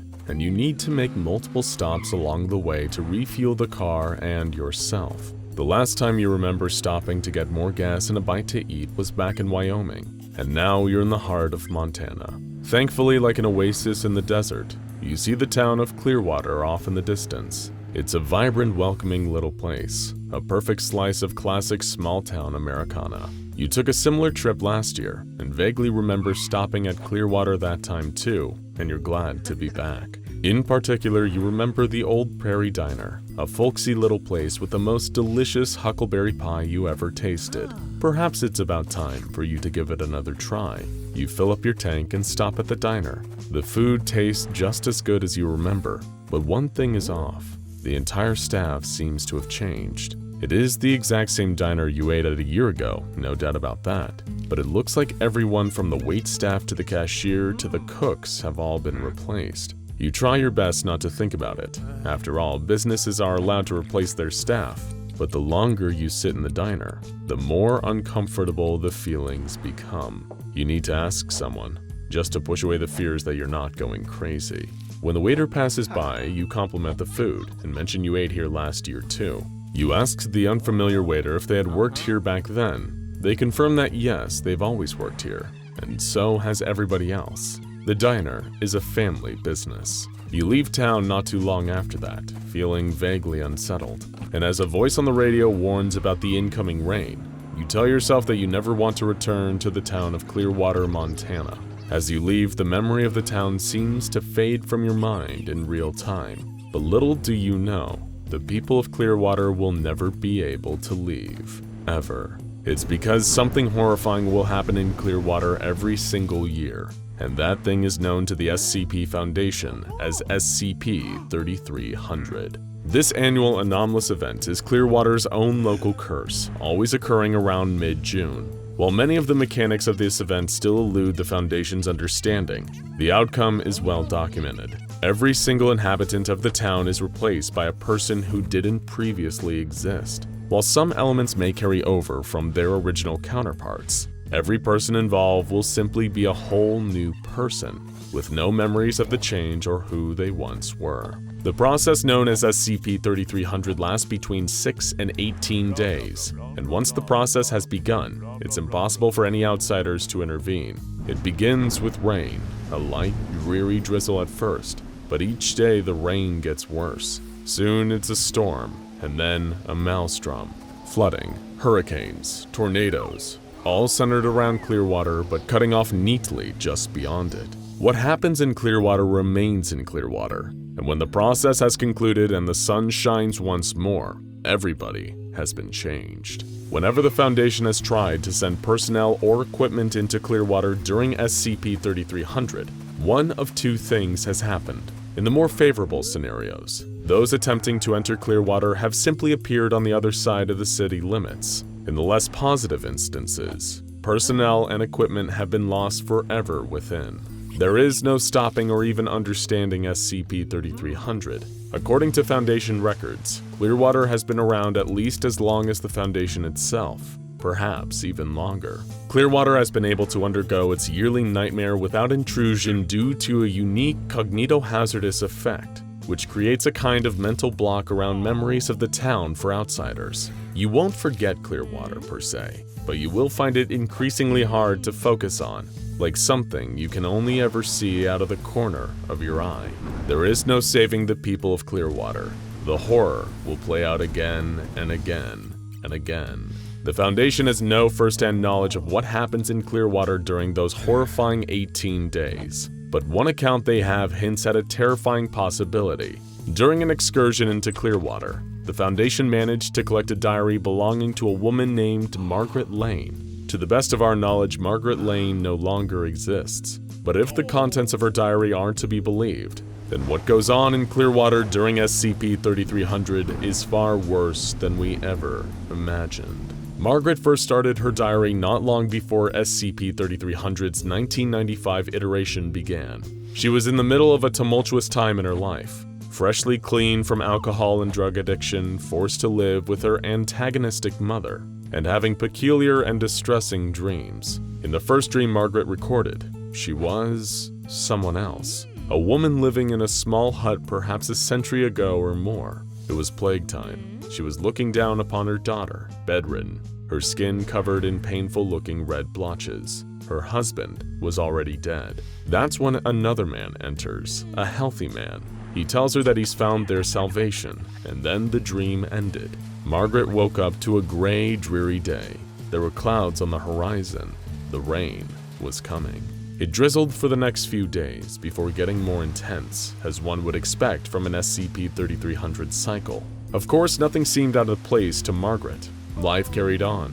She continued to stay clean, resisting the offers of her old dealer, though her relationship with her mother remained frosty. The rain started to get worse as voices on the radio insisted that conditions would continue to become more severe over the next few days. They tried their best to maintain normality. Margaret invited some friends, Jared, Sam, Mike, and Isabel, to come over and play D&D at her place. That was when all hell broke loose. While the group roleplayed, there was a furious banging at the door, like whoever was knocking was trying to bash the door down. When Margaret's mom opened the door to investigate the commotion, she saw that an entire family was standing there, a father, a mother, and 2 young children. The father immediately began furiously asking why all these strangers were in his house. When Margaret's mother tried to tell him that this wasn't his house, he became increasingly agitated and walked straight into the home. Margaret's friends attempted to subdue him, but he threw them off, displaying a supernatural strength. Margaret's mom ran in with a golf club and struck the mysterious man in the chest. There was a nasty splat, but he didn't seem to react. The golf club was just embedded in his chest, having broken the skin and sunken in, but there was no blood, just dripping water. The father then pulled the golf club out of his chest and began beating Margaret's mother to death with it, all while repeating "my house" again and again, while his wife and children watched with broad, sunny smiles in the rain. Somehow Margaret knew that her mother was beyond saving, and that there was no way of defeating these things in a physical confrontation. All they could do was run out to Jared's van with the rest of the group and hightail it to the police station. But when they arrived at the station, the doors were barred and it appeared empty. As the torrential rain hammered down from above, there was nothing left to do but drive out of town and try to escape whatever madness was going on here. But that was easier said than done. They drove for what seemed like hours on end as the rain and the howling wind persisted. Jared had been injured during the fight with the strange family, and his health deteriorated further as the drive stretched on. They should have left the town of Clearwater a long time ago, but it seemed like they were nowhere.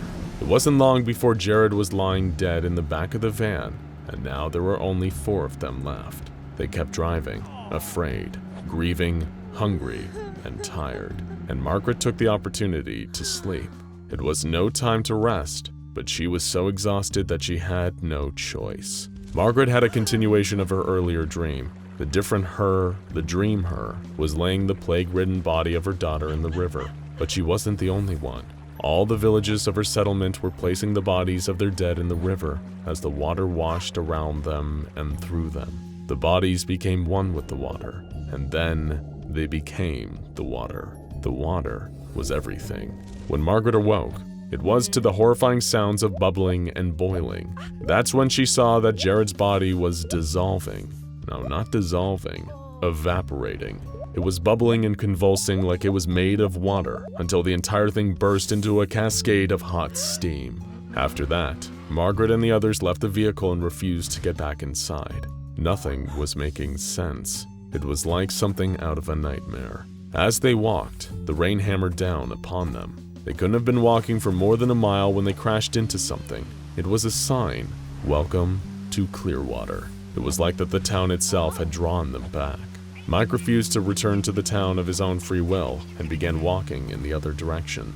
Moments later, he was walking back towards them in silence, though he never intended to. SCP-3300 had distorted his path and brought him back. It was clear that Mike was shaken to the core by the experience, but they had to press on. They would head to the grocery store for food, and then to a sporting goods store where they could hopefully grab some guns to fight the violent, altered people who'd somehow appeared with the rain. But things didn't go to plan, or what little plan there even was. Mike shot himself on the first night at Dirk's Sporting Goods, leaving only Margaret, Sam, and Isabel alive. Perhaps one of the most terrifying details of Mike's death was the fact he didn't even bleed. Instead, the gaping exit wound in the back of his head was just full of water. Water was all that seemed to be left of them. Sam, seemingly driven to the edge by the sight of Mike's death, grabbed a hunting knife to perform an experiment. She'd cut it into her own skin, and was horrified to see only water dripping out. They'd all been changed, and they didn't know why. That's when the survivors noticed something else. There were people standing outside in the rain, hundreds of them. Not a single one they could recognize. All new people, waiting. Sam said only one word, outside, before walking out of the hunting goods store and disappearing into the crowd and the rain, never to be seen again. Margaret mused that perhaps in the end, she had the right idea. To be taken, killed, erased, or changed would be inevitable. In the final entry in Margaret's diary, dreams blend with reality as her mind finally gives out from the terror. She realizes in her final moments that there is no way out. There is no escape. There is only water. Water is eternal. The rain is eternal. All will be changed. And given the fact that no trace of Margaret was ever found save for her diary, all her fears turned out to be right. She was taken and replaced by SCP-3300, just as will inevitably happen to all the current citizens of Clearwater the next time SCP-3300 rolls around. It will be as inevitable and as indifferent to those it affects as tomorrow's sunrise. You cannot change the rain, but believe us, in Clearwater, Montana, the rain can change you. You're driving down a long highway, lost in an area you don't know too well, trying to find the right turn that'll have you heading back towards your home. You keep driving, the nighttime quiet all around you. Deciding to try and break that silence, you reach for the radio, turning the dial to filter through all the garbled, distorted voices and songs from nearby local radio stations that are too far out of range to come through clearly. You try your best to listen to the music from one radio station, but eventually the sound of the static only makes you wish for the silence you were trying to break. Your fingers nudge the tuning dial on your car radio once again, and finally, something comes through. It isn't loud or clear, but under the distortion, you can make out the sound, and it isn't a song or even a late news broadcast. The first thing you hear sounds like a short musical tone, only for about 10 seconds. Next, a young girl's voice speaking in a language you don't understand, even through the distorted audio. From her accent, you assume it's Russian, but you still have no idea what the words she's saying mean. With nothing else to listen to, you let the broadcast play. Still driving alone in the dark with nothing but the strange adolescent voice to accompany you, your mind begins to wander. She sounds like she's speaking something, but the rhythm of the words is somehow familiar to you, even though you don't speak Russian. Then it hits you. She's counting, but you don't feel smart for having worked that out. Instead, something about knowing that makes your blood run cold. You carry on driving through the night. After a few short minutes, the Russian girl stops counting, and the musical tone plays again under the distortion, leaving you alone in the car once again, with nothing but your thoughts and questions of what exactly you just heard. Thankfully, we have the answer.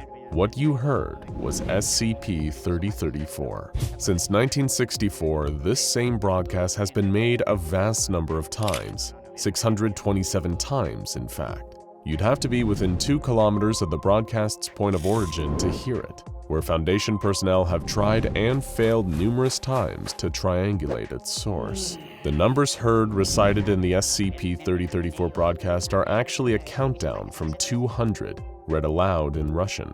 All Foundation staff are able to do while stationed at the nearby Provisional Site 3034 is scour radio frequencies for occurrences of SCP-3034. Checking their equipment is properly maintained and calibrated before they are eventually rotated off-site and replaced with a new group of staff.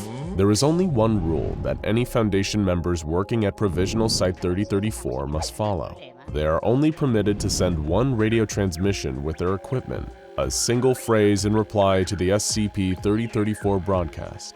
Vizyo Harashu. Receiving this, the countdown stops and the broadcast ends, but never permanently. SCP-3034 has been known to repeatedly occur, seemingly at random. The shortest recorded gap between broadcasts was 2 weeks, while the longest so far lasted 6 whole months. You may have heard the term number station mentioned before, but these are far from just random numerical sequences sent out over the airwaves without purpose. General speculation surrounding number stations points to them being the tools of espionage agents, a way of sending coded, highly sensitive messages or information without the risk of compromising their cover. The use of number station transmissions is often attributed to spies working on foreign soil, who utilize shortwave radio frequencies, speech synthesis, Morse code, and either regular or sporadic timing schedules. While it's true that times have changed and technology has progressed considerably, there appears to be evidence that number stations are still used among various intelligence and espionage agencies today.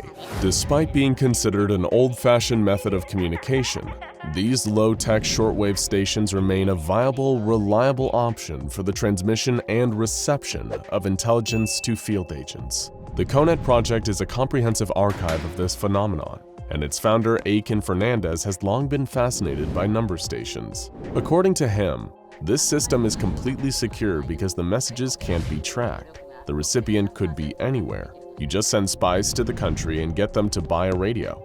They know where to tune and when. So what does the distorted broadcast of numbers from SCP-3034 mean? Is it the work of covert agents? And if so, whose side are they on? Most importantly, why does the SCP Foundation make certain there are always 3 of its personnel on site, ready to send the all-is-well message whenever SCP-3034 begins broadcasting? SCP-3034 was first discovered by the Foundation in 1964, after a defector from the Soviet GRUP, a division tasked with acquiring and studying anomalies on behalf of the USSR, gave them a tip.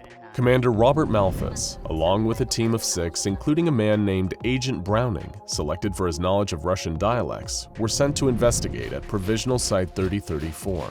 Here, the team uncovered partially burned records and logbooks, all kept in Russian, along with evidence that the site had been evacuated shortly before their arrival. Carved into a desk, also in Russian, were 2 phrases: "Don't let her finish," and "Tell her all is well." On the team's second day at the site, an automated alarm sounded at 7:30 a.m., alerting them to the incoming SCP-3034 broadcast. Following the instructions on the desk, Agent Browning was able to stop the broadcast, telling the young Russian girl that all was well. A tape was partially recovered by the team from the site and translated from Russian. The GRUP members that had previously inhabited the station had interrogated one of their own, a man named Sergei, whom they accused of stealing state property. "She's not state property," he replied. "She has a name."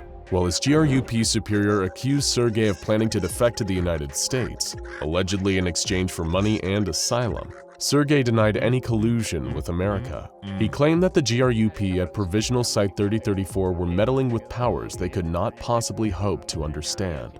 His superior, a man named Vaslov, dismissed this, claiming their work to be no different to the United States experimentation with atomic weapons at the time. "One does not make deals with atom bombs," Sergei argued. "One certainly does not sacrifice little girls to them."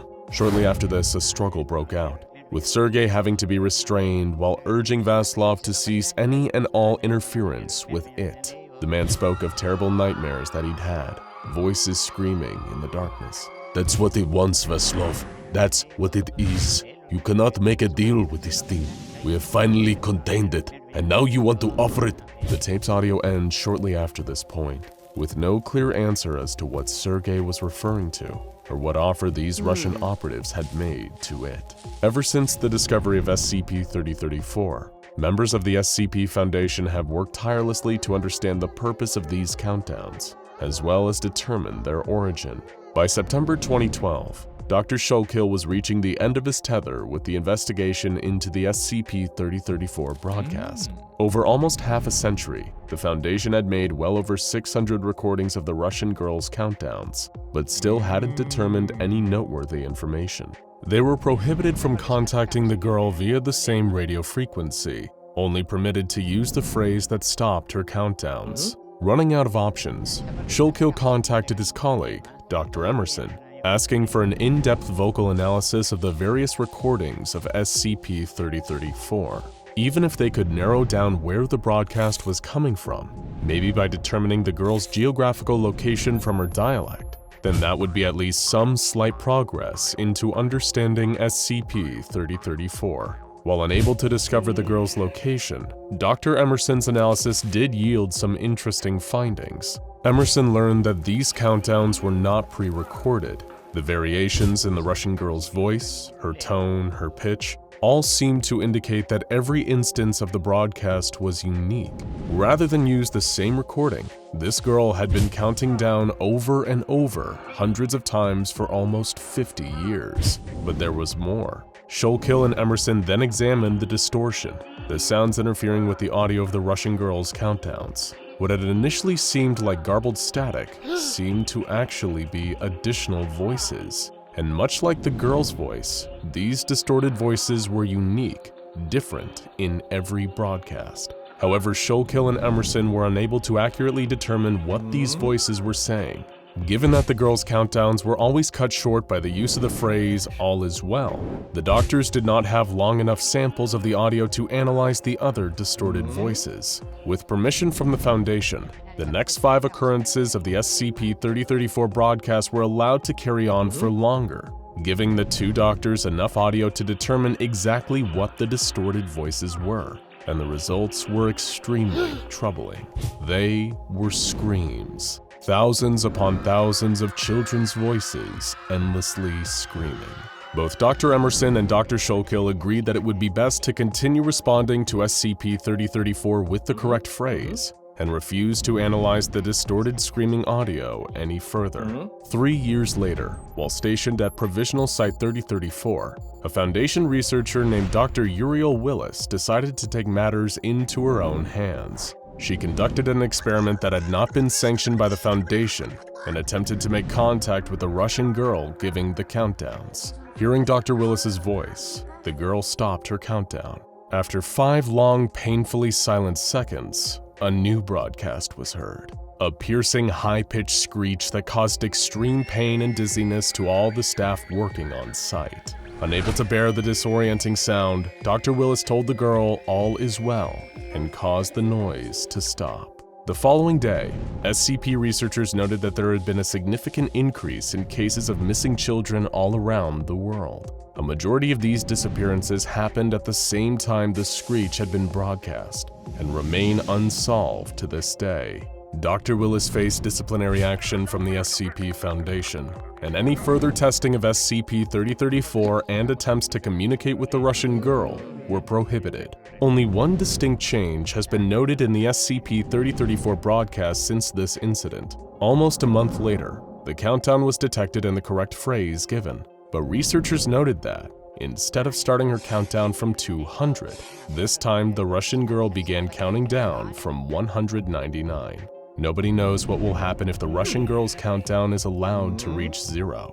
Personnel working at Provisional Site 3034 are told to always offer her the necessary phrase before this point in the countdown. Attempting to interfere with the broadcast by contacting this girl directly not only resulted in intense pain for SCP's staff, but also seems to have caused an unconfirmed number of child disappearances around the globe, as well as reducing the countdown starting number from 200 to 199.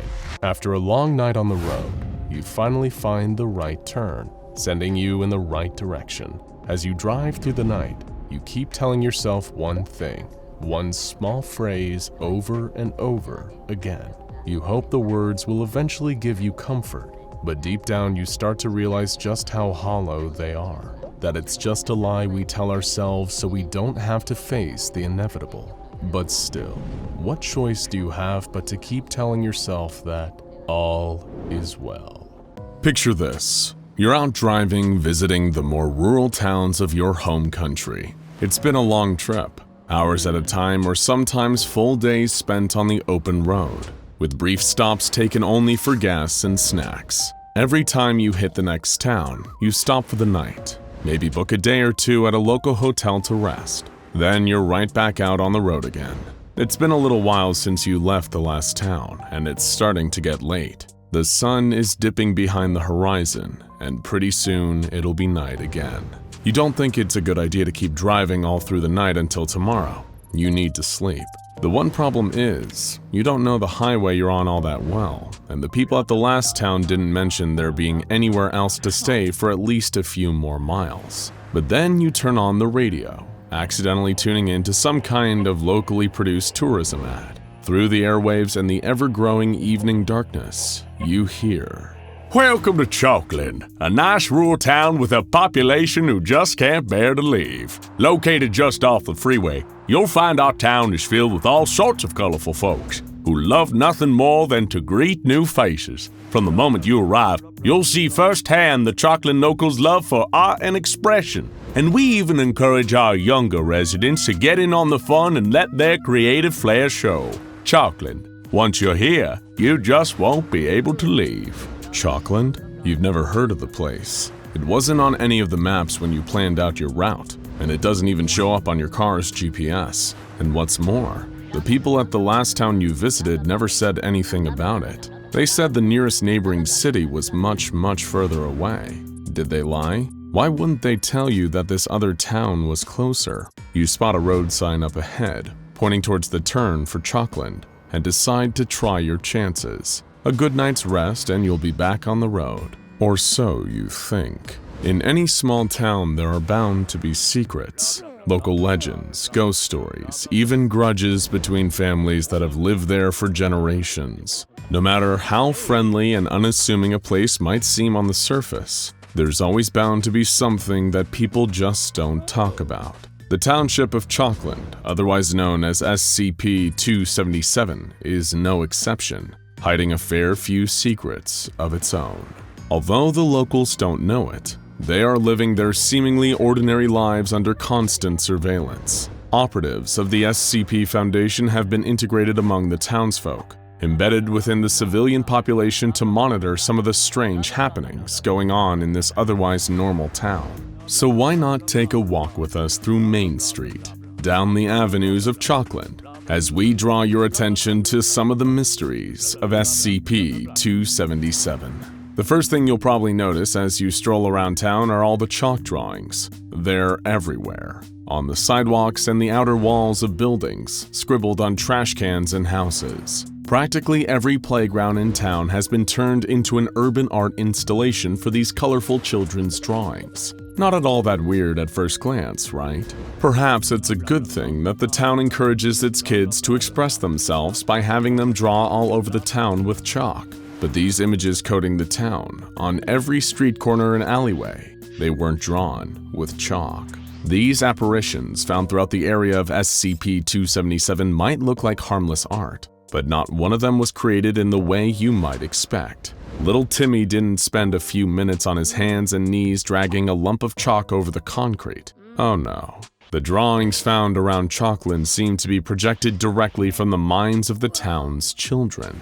All their thoughts, their wild and unfiltered imaginations have somehow been plastered all over every surface you can find. The Foundation calls these images instances of SCP-277-1, with almost all of them appearing as figures drawn in white outlines. Creepy, isn't it? Like part of a crime scene. Luckily, some of these projections take the form of beanstalks, spaceships, anything from the imagination of the child manifesting them.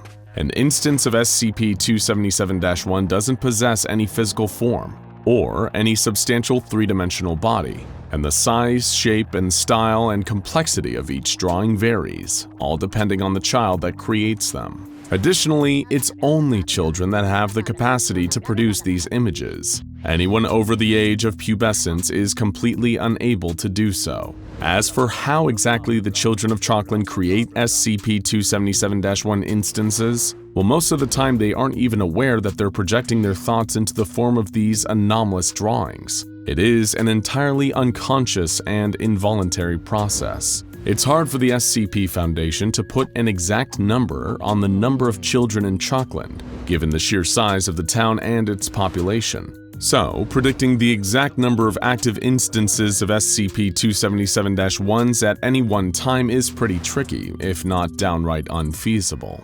The Foundation agents embedded among the townsfolk have been able to confirm that these drawings or projections are capable of interacting with fellow SCP-277-1 instances, while physical objects can pass through them without causing or sustaining any form of damage. It is due to this factor that the children living in SCP-277 can often be seen playing with their chalk projections, and the existence of these living drawings is viewed as a totally normal and everyday occurrence by the adult residents of Chalkland. In fact, you can ask anyone who grew up living in SCP-277, any lifelong local born and raised in Chalkland, and they will tell you that the living chalk projections of the town's children have existed as long as the town itself has. According to the claims of the older residents, SCP-277-1 instances have been appearing in Chalkland for years and years, dating all the way back to when SCP-277 was first colonized and the earliest settlers arrived in the town. However, the Foundation isn't so sure that these claims are 100% accurate. For one, they can't even find a single record of SCP-277 existing before the 2000s. Even those living in neighboring towns refuse to believe that Chalkland is a real place that exists. Adding to the mystery surrounding the town of SCP-277 is the fact that all of its inhabitants also don't seem to exist, or at least have no official record of their existence anywhere else. According to tests conducted by the Foundation, the dental, DNA, and fingerprint data of everyone living in SCP-277 don't match any recorded persons on national population databases. And on top of that, none of the Chalkland residents have any memories of living anywhere else other than the mysterious town, or ever having traveled anywhere outside it either.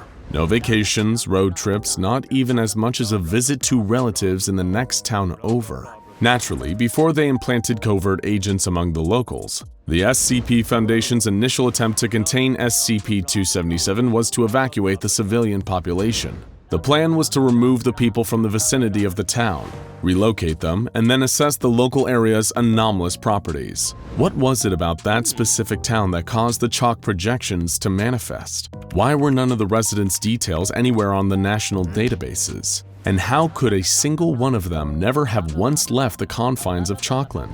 Evacuate and assess, that was the goal. But naturally, things weren't as simple in practice. Multiple failed evacuation attempts were made, with some unforeseen incidences causing the operation to go awry. In an attempt to combat this, the SCP Foundation tried to vary the specific details of its evacuation strategy each time, but even then they couldn't get the people out of the town. What was perhaps far stranger was that every time the Foundation attempted a new evacuation, the civilians living in SCP-277 denied having any memories of the earlier failed evacuations. There was so much disbelief in the occurrence of these prior evacuation attempts that it caused the Foundation to question if these attempts even took place. The only record of the failed evacuations existing were in their own files. On the odd occasion that Foundation operatives were able to get one or two residents of SCP-277 far enough away from the town, they learned it was an exercise in futility. After spending any longer than a few brief minutes outside the borders of Chalkland, a resident would suffer some sort of violent incident. The exact nature of what would happen to them has been redacted. However, we know for a fact that they weren't killed just by leaving the town. Shortly after, these evacuated civilians would be found back within SCP-277, with no memory of ever having left the town. But what was causing all of these attempted evacuations to fail? What exactly was preventing the townsfolk from leaving? Well, the answers to these questions may be found in a unique instance of SCP-277-1, which are far more actively hostile versions of the chalk drawings that were collectively given the designation SCP-277-1-R. These instances first came about sometime before the Foundation started attempting to evacuate Chalkland. One of their agents, undercover within the town and monitoring anomalous activity, spotted a seemingly standard SCP-277-1 projection in the shape of a rabbit. It wasn't a drawing that had been noticed previously, so it wasn't present in any reports coming out of SCP-277. But yet, there it was, at the local library. None of the town's children admitted to being responsible for casting this new projection. Unusual, but not uncommon. After all, they are kids. Think about it. We're sure that as a kid you might have done something that you didn't fess up to when a grown-up asked you. Granted, you probably never cast a psychic projection onto a library, though.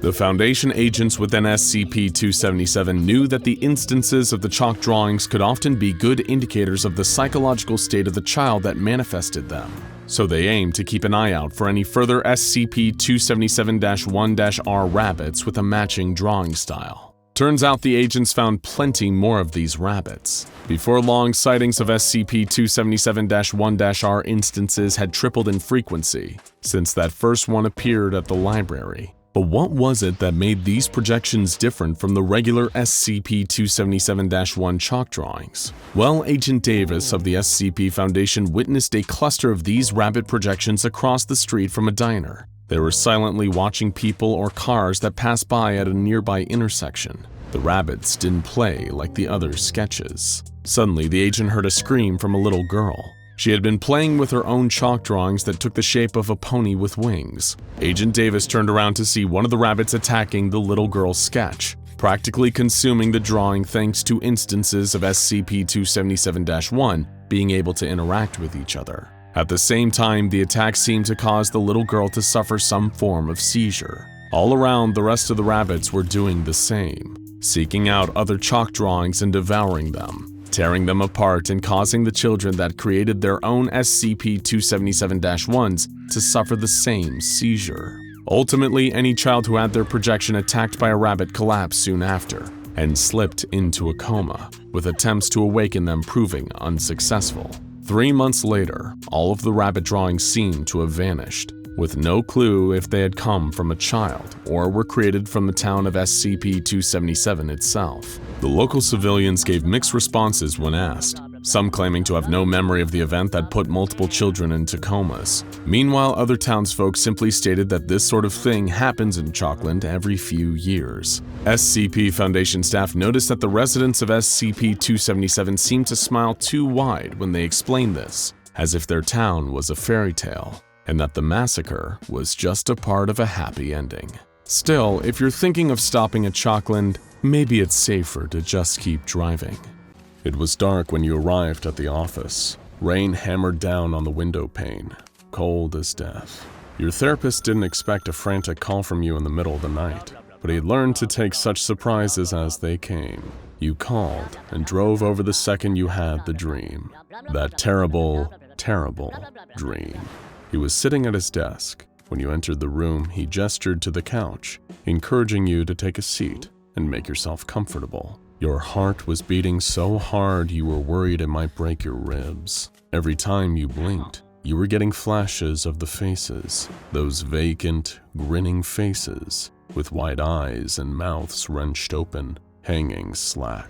You hoped to whatever god or gods you believed in to never see those images outside of a dream. "What's been troubling you this time?"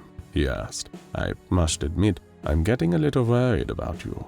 You seem so frantic over the phone."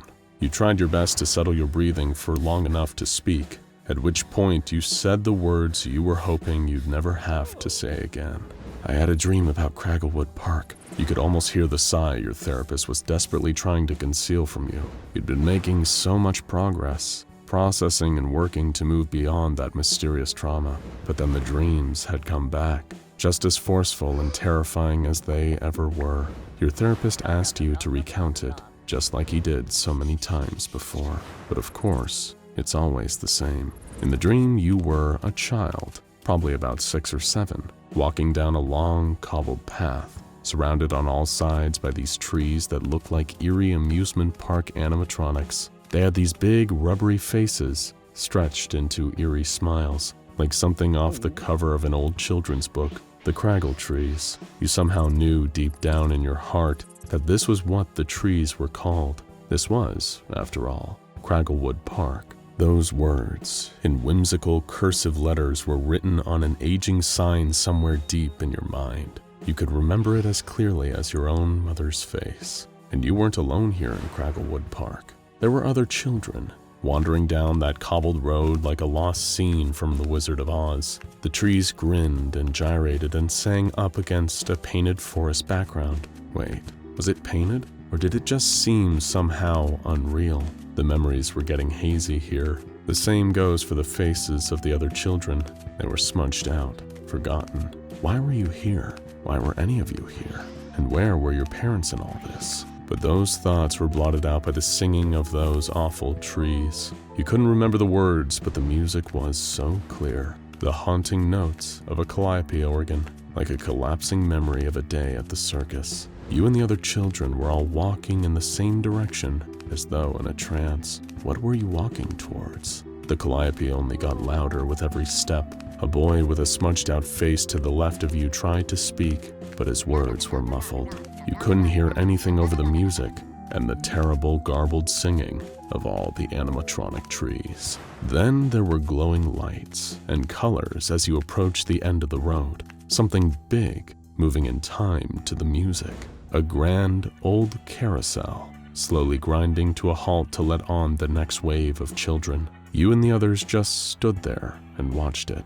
Moments later, half of the crowd of assembled children, the boy standing next to you included, began to step onto the carousel. The light got brighter and the singing got louder. By the time you reached the end of recounting your dream to your therapist, you realized that your cheeks were wet with tears. You told him you'd do anything to get the dreams to stop. Anything. Your therapist just nodded and made a note in his journal. "I'll get in touch with someone who specializes in this kind of thing," he said. "Try to get some rest in the meantime. It can be detrimental to obsess about this kind of thing." But how could you not obsess? The second you got home, you did what you always did after having another Cragglewood Park dream. You went straight to the forums. After all, the most frightening thing about the Cragglewood dream was the fact that you weren't the only one having it. A number of people had congregated on a niche online paranormal forum to discuss their eerily similar experiences. Dreams filled with singing uncanny trees, half-forgotten children,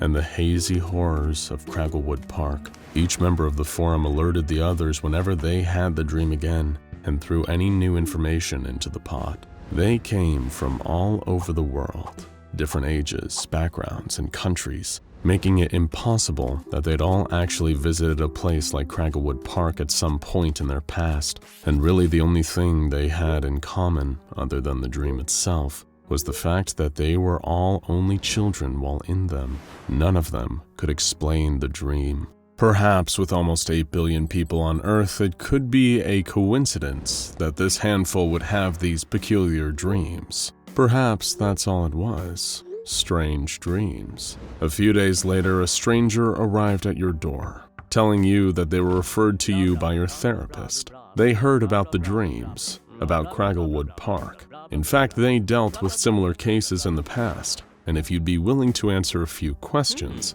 they may even have a viable treatment for the strange dreams that have been assailing you for years now. What could go wrong? Anything that could stop you from seeing those awful tree faces would be good.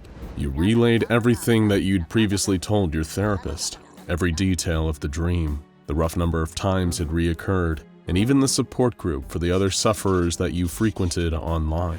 After you answered all of the strangers' questions, they told you that in order to seek treatment for your strange dreams, you would only need to show up at a nearby building and tell them who you are. They told you that this is a highly confidential and experimental procedure, so it would need to be kept secret. You sign a non-disclosure agreement and happily submit to all their conditions. You'll do anything to stop dreaming about Cragglewood Park, even agree to what you don't know is amnestic treatment from the SCP Foundation, or testing to see if erasing memories can suppress the Cragglewood Park dreams. You were among the first group of guinea pigs for that experiment. But hey, if it works, right? And for a few weeks, it did. You submitted yourself to regular amnestic treatment sessions at a local Foundation front business disguised as a legitimate medical center. You were skeptical at first. You'd tried every therapy and over-the-counter sleeping pill you could get your hands on. You tried meditation, regression, hypnosis, positive subliminals. Nothing had banished down the haunting dreams of Cragglewood Park. Those trees, those faces, those awful tinny songs. But to your immense relief, this new course of treatment seemed to hold strong. While taking the medication given to you by the Foundation, you got your best nights of sleep in years. A whole new world of comfort and peace. But then came a problem. there were supply issues. You'd need to take a few weeks off the course, and just as soon as you stopped taking the regular course of medications, the second your head hit the pillow and you drifted off to sleep, you were right back in Cragglewood Park. It wasn't fair. It just wasn't fair. Perhaps the nightmares would go on forever. You'd spend every evening with those other faceless children always wondering, who were they? What happened to them? Little did you know there were no supply issues. The Foundation just wanted to test the viability of amnestic treatment as a long-term solution to the Cragglewood Park dreams, or as they dubbed them, SCP-2571. Turns out the amnestics were only effective when the subjects of SCP-2571 were actively taking them. Given the Foundation tests have estimated around 0.05% of the world's population are affected by SCP-2571, with that number possibly on the rise by unknown means, consistent amnestic treatment for all affected was deemed to not be a viable solution. But if it's any consolation to you, you're not suffering alone. The SCP Foundation has an online bot known as I.O. Mandela, trawling the internet for any discussions relevant to SCP-2571. They also have a designated task force, MTF-57, also known as the Laughingstock, to investigate and follow up on cases related to the sinister Cragglewood Park. The Foundation has conducted thousands of interviews related to the subject, but only 3 are appended to the file, containing between them some revelations on Cragglewood Park that reveal it's actually far, far worse than a childish bad dream. Dr. Rayner, the research team leader for SCP-2571, conducted the first of the 3 pertinent interviews about SCP-2571, investigating the experience of one Rupert Ducasse. In many ways, Rupert's Cragglewood Park dreams were truly textbook ventures into this nightmare of an amusement park.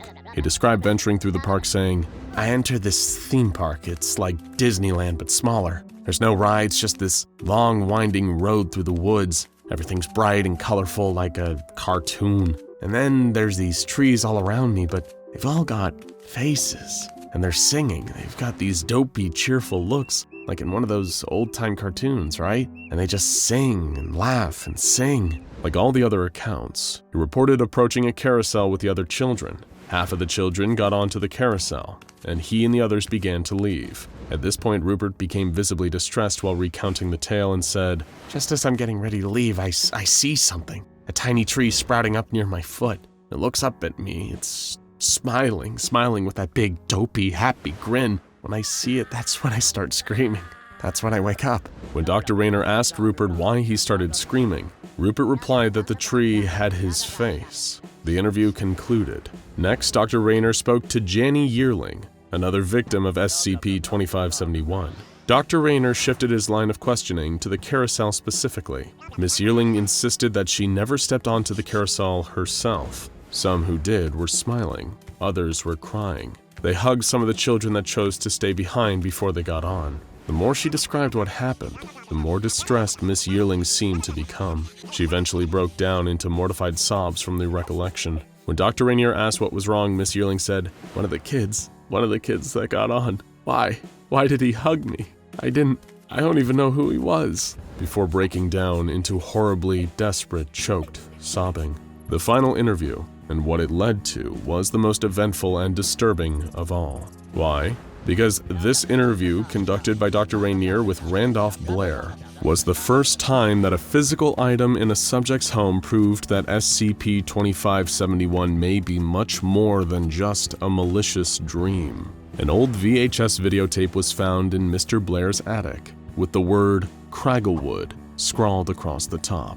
When the Foundation made Blair watch the tape and asked him if he recognized any of the images in it, he told them that he only recognized them from nightmares. He theorized that perhaps he'd been shown the tape as a child, and it had traumatized him. The Foundation didn't think that was the case. Dr. Rainier pressed on and asked him about a few strange details, like the resemblance between himself and one of the 2 children in the video, and the strangely vacant front-facing bedroom in his childhood home. At this point, Dr. Rainier realized that Mr. Blair wouldn't be forthcoming for much longer. He decided to use that little time he had left to ask Mr. Blair one more question. Have you always been an only child? That question would forever go unanswered. but Dr. Rainier could now take an educated guess. The Foundation watched and analyzed the tape, finding it eerily similar to so many of the dreams that came before. A young Randolph Blair and another young child that the Foundation believed to be his brother wandered through Cragglewood Park with the others until they finally reached the carousel. There, Randolph said a tearful goodbye as his brother stepped up onto the carousel, knowing somehow that he would never be seen again. And as Randolph tried to leave in a panic moments later, he was cornered by another horrifying craggle tree, this time with his brother's face singing in his voice. Because Cragglewood Park isn't a terrifying dream, it's a terrifying memory. From the Garden of Eden to the top corner of your English teacher's desk, apples have played an equal role in history's most remarkable days and also its most mundane. The sounds of teeth snapping through the skin, sinking into flesh, and spitting out seeds echo through space forever and onward. And for most of our earthly hours consumed by appetite, it has been documented to be a lopsided relationship between these two things, man and apple. Man getting the sweet taste and abundant nutrients, apples getting nothing but pain and stomach acids. But this story is not found in our history. Buried in the lawful patterns of predator and prey, we stumble upon an irregularity, an inversion, an instance of apples biting back.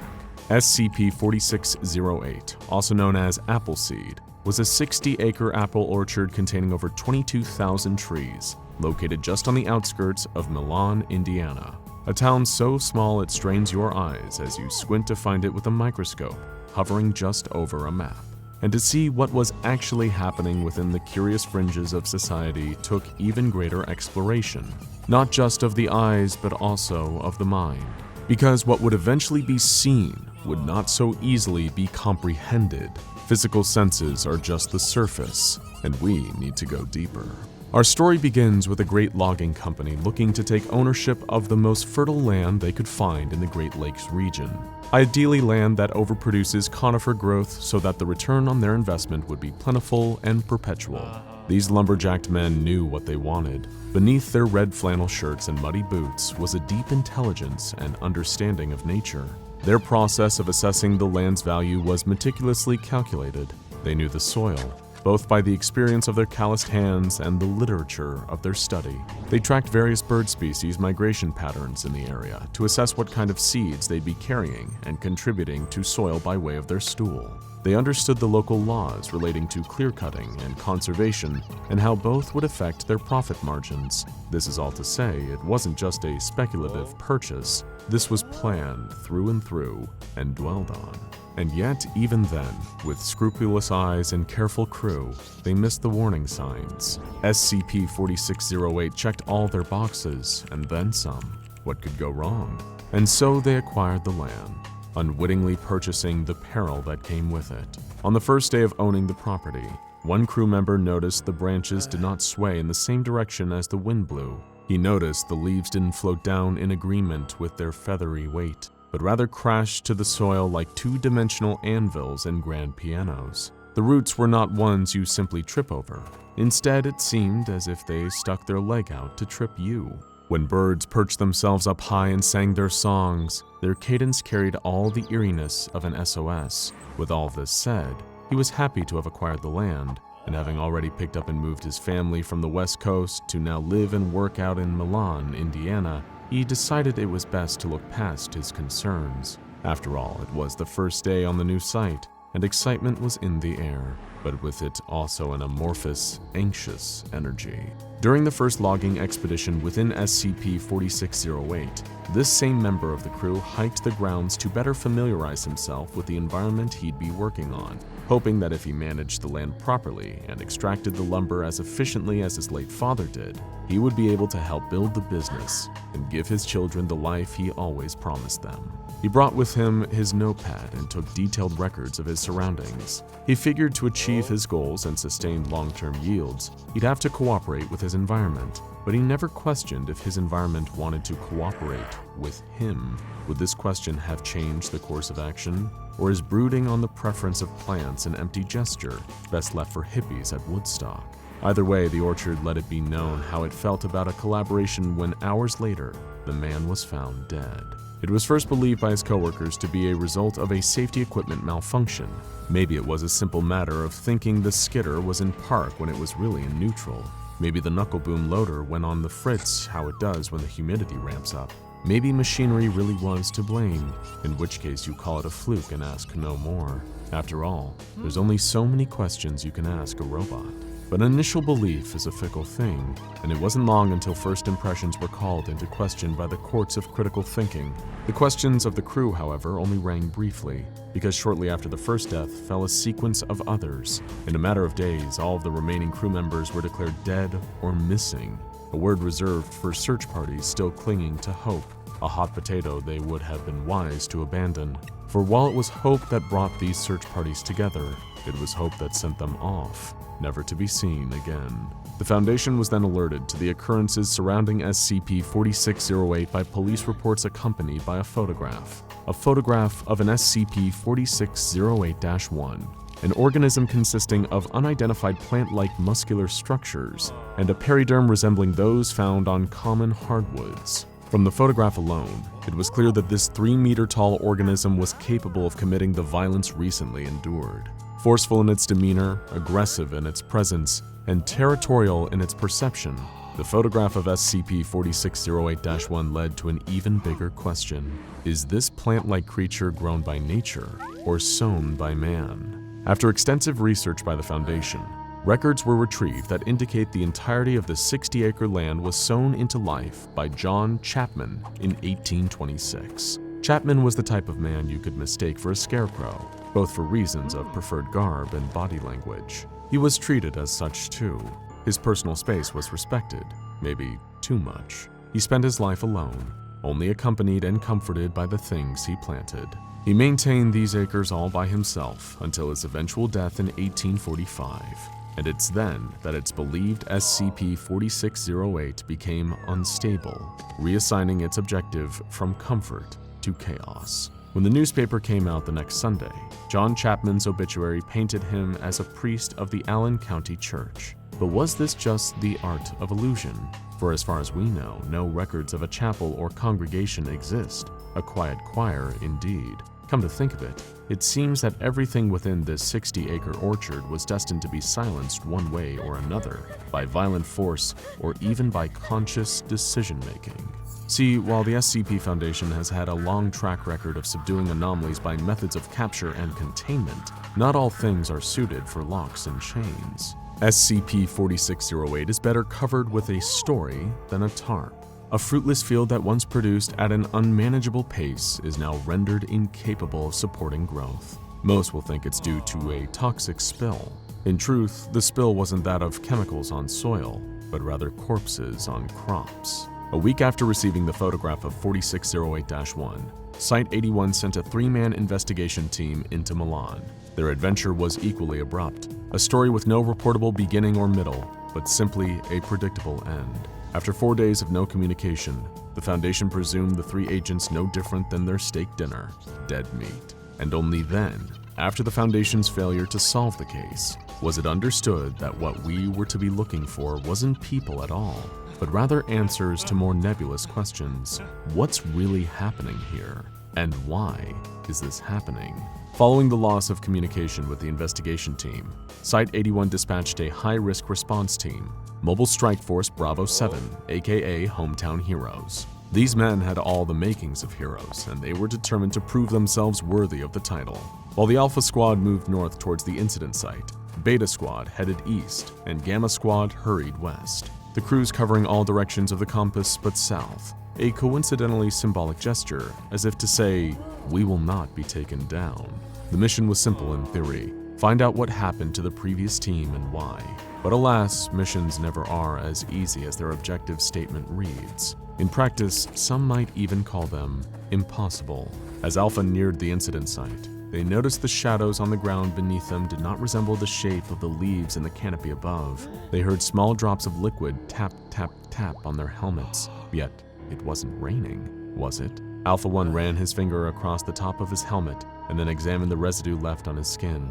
It was raining, just not water. Oh, God! Upon looking up, he witnessed the reasons for both irregularities. Bodies hung from branches by their intestines, casting shadow puppets with their lifeless limbs. Blood dripped down like a leaky faucet. What did this? But before he could even ponder the answer, he heard a loud shriek from his radio, so loud that the radio itself vibrated, shaking its way loose from his hand and falling to the dirt.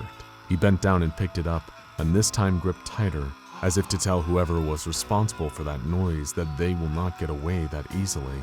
He and his crew followed this sound like a game of Marco Polo, blind to what may be ahead. They extended their guns and pointed them into the distant tree line, like zombie arms reaching outward in the pool towards the resonance of polo, a small comfort in a giant game of distress. As they pressed forward, Alpha Squad proceeded past all signs that pointed them back, stepping over dead bodies like puddles on a rainy day. Soon they found themselves crouching down next to human remains, attending brief and hurried funerals for all their closest comrades, torn between staying to pay respect and marching along to earn it. The chest cavities of the fallen had been ripped open and filled with apples, a grim foresight into what they were up against. But nothing they could have ever imagined would prepare them for what they were about to see, and they wouldn't have to wait long. Another loud shriek from Alpha 1's radio. It shot free from his grip and landed again in the dirt. The squad tried to ignore the metaphorical implications of this reoccurrence, quickly picking up the radio and shrugging it off, as if the 5-second rule applied equally to communication systems as candy bars. They pressed forward, maybe out of bravery, maybe out of shame of going back. And while moving through the trees, they began to notice something alarming etched on their bark. What was it?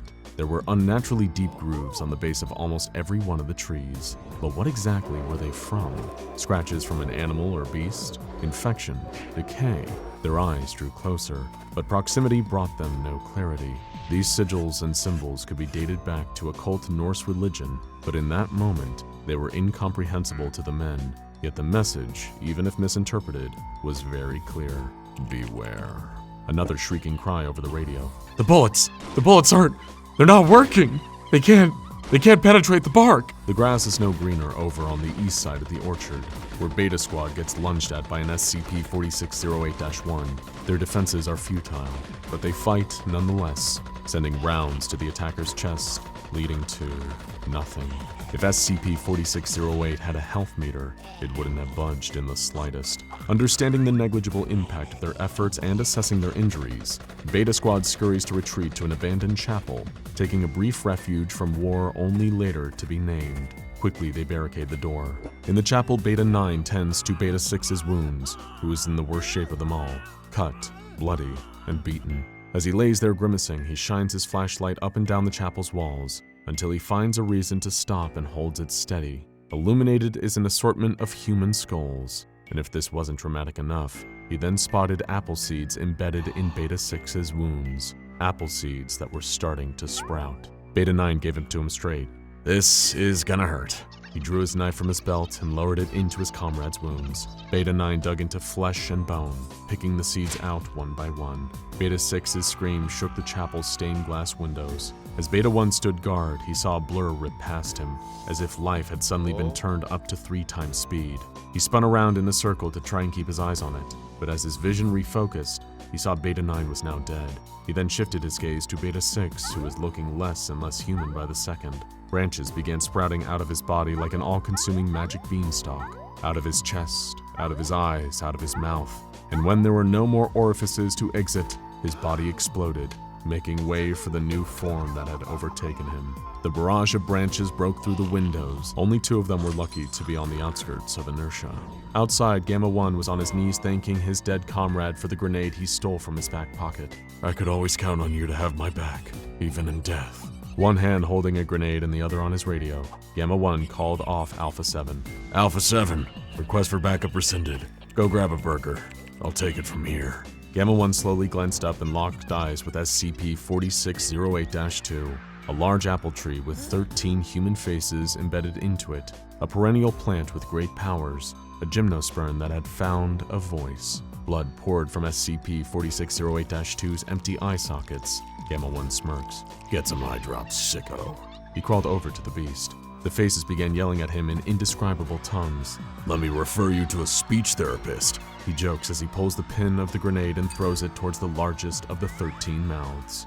SCP-4608-2 chokes on the grenade, forcing it to inhale deeply, the strength of its lungs pulling Gamma-1 toward it and sucking him in. The grenade goes off. SCP-4608-2 explodes. The surrounding trees scream and combust. The orchard goes up in flames. The bodies of the fallen are given an appropriate cremation. Gamma-1's radio lays face up in the dirt. The voice rattles it awake. It's Alpha-7. Gamma-1! Gamma-1, are you there? Can you hear me? Please. Please. It's Alpha-7. Please. Gamma-1? On October 16th, 1947, Gamma-1 was recovered by the Allen County Fire Department, unconscious and suffering from exhaustion and smoke inhalation. The Site-81 concealment team took control of the situation and quarantined the area using the cover story of a toxic chemical hazard. The members of MTF Bravo 7 were posthumously awarded the Foundation Star for their efforts during the neutralization of SCP-4608. And so the one question that remains is, how? How did SCP-4608-1 become so dangerous? And how did its danger slip by for so many years? Is its volatility by nature, design, or consequence? Could it be that the Foundation failed to understand the complexity of this creation? During Chapman's lifetime, there were no accidents or fatalities coming from SCP-4608. Yet, there is no reason to believe that SCP-4608-1 wasn't always capable of harm. Maybe it always was capable of mass murders, but simply had no reason to kill. What if the logging company never stepped foot on that land, never brought out their sharp blades and heavy machinery? What if this perilous orchard was in fact docile but provoked? What if the proverbial tree only falls in the woods when we force our philosophy on it? Though SCP-4608-2 spoke in unidentifiable sounds, the noises were always recognized and recorded as language. It spoke with intent, even if misunderstood. What it screamed is still unclear. Were they pleas for help, or messages of hate? And would one even be worse than the other? John Chapman might argue when facing heavy machinery and trained artillery, would raising your voice even be a moral decision at all? Is fight or flight imbued not just in blood, but also in bark? It was the year 2000, and 7-year-old Xenia Chow was like a lot of children her age, bright but ignored. She had a youthful enthusiasm for knowledge and learning, and with the right encouragement, it was obvious she'd go on to do great things. But her parents were both working 2 jobs apiece to make ends meet, so outside of school hours, little Xenia spent a lot of her time alone. She learned to cook and clean for herself, since it would often be way past her bedtime when her parents finally got home from work. They communicated largely through sticky notes left for her on the fridge before they left for work in the morning.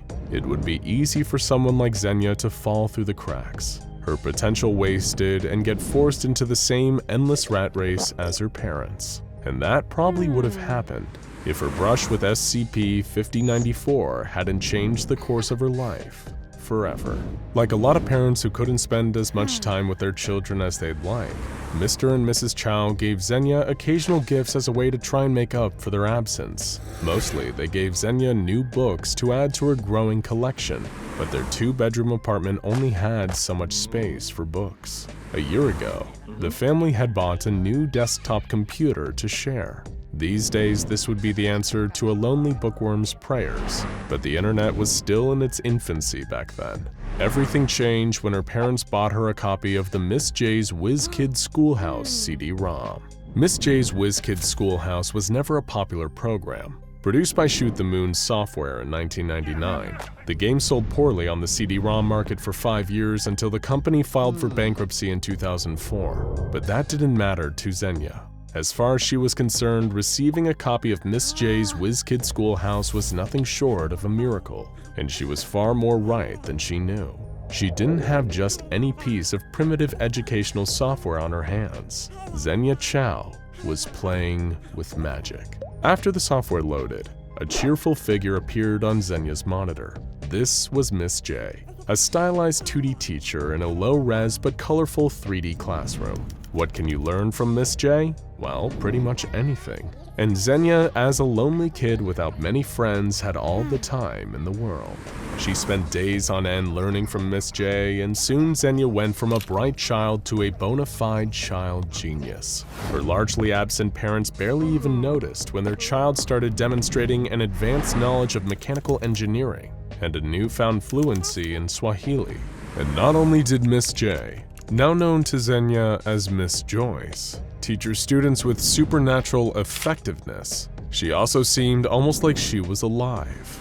She was a warm, calm, encouraging figure who took a genuine, personal enthusiasm in the education and happiness of her students, more than many real teachers even.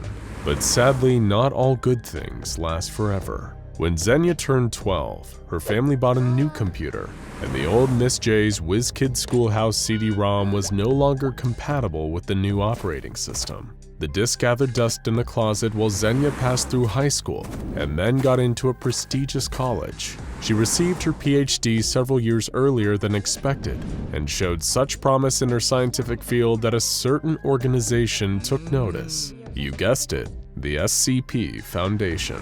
The Foundation is only interested in adding the best and brightest to their ranks, and thanks to the tutoring from Miss J, Xenia Chow certainly fit the bill. She was assigned to the role of junior researcher, and little did she know, she was about to run into an old friend in her new line of work. The Foundation first discovered evidence of Miss J's anomalous qualities while researching a series of strange forum posts in 2012. On a thread discussing abandonware, which is software for which official support is no longer available, there were multiple reports of a so-called living character in an old CD-ROM many of them had owned as children. Seeing as the technology to use the CD-ROM was obsolete, Shoot the Moons had reportedly extremely low sales for the title, and nobody on the forum had kept their copy, the Foundation classified this apparent anomaly as neutralized. No problem. That was, until then junior researcher Xenia Chow was briefed on this particular SCP 10 years later. She remembered exactly what the forum posters were talking about, and what's more, she still had her old copy at home.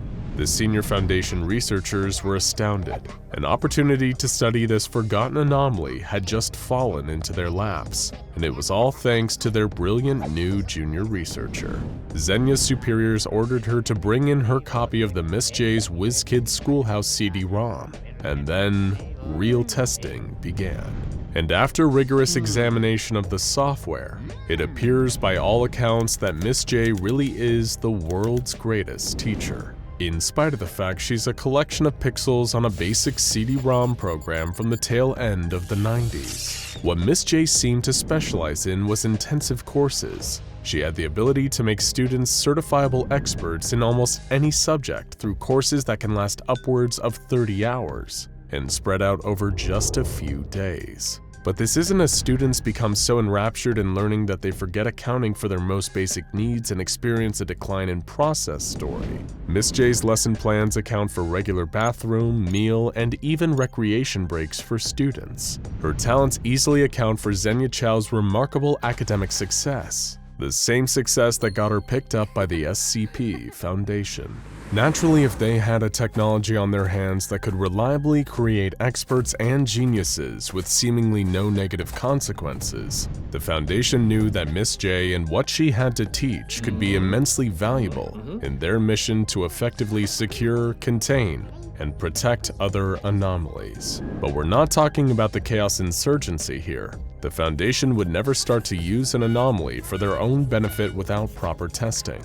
So that's exactly what they did. Their experiments on SCP-5094 began at Site-15, and after ascertaining that Miss J posed no real threat to her students, they recruited a local elementary school to provide human test subjects closer to Miss J's intended demographic. The Foundation found that there were a few constraints between every lesson given by Miss J to one of her students. Before teaching the really mind-blowingly complex stuff, she would always begin with a basic primer on letters, colors, and numbers to make sure she and her students were all on the same page. Another constant was that all her students would refer to her as some variation of Miss J, with examples including the names Miss Julie, Miss Jenny, and Miss Joy. One experiment was performed on Amy Myers, a little girl from the 3rd grade.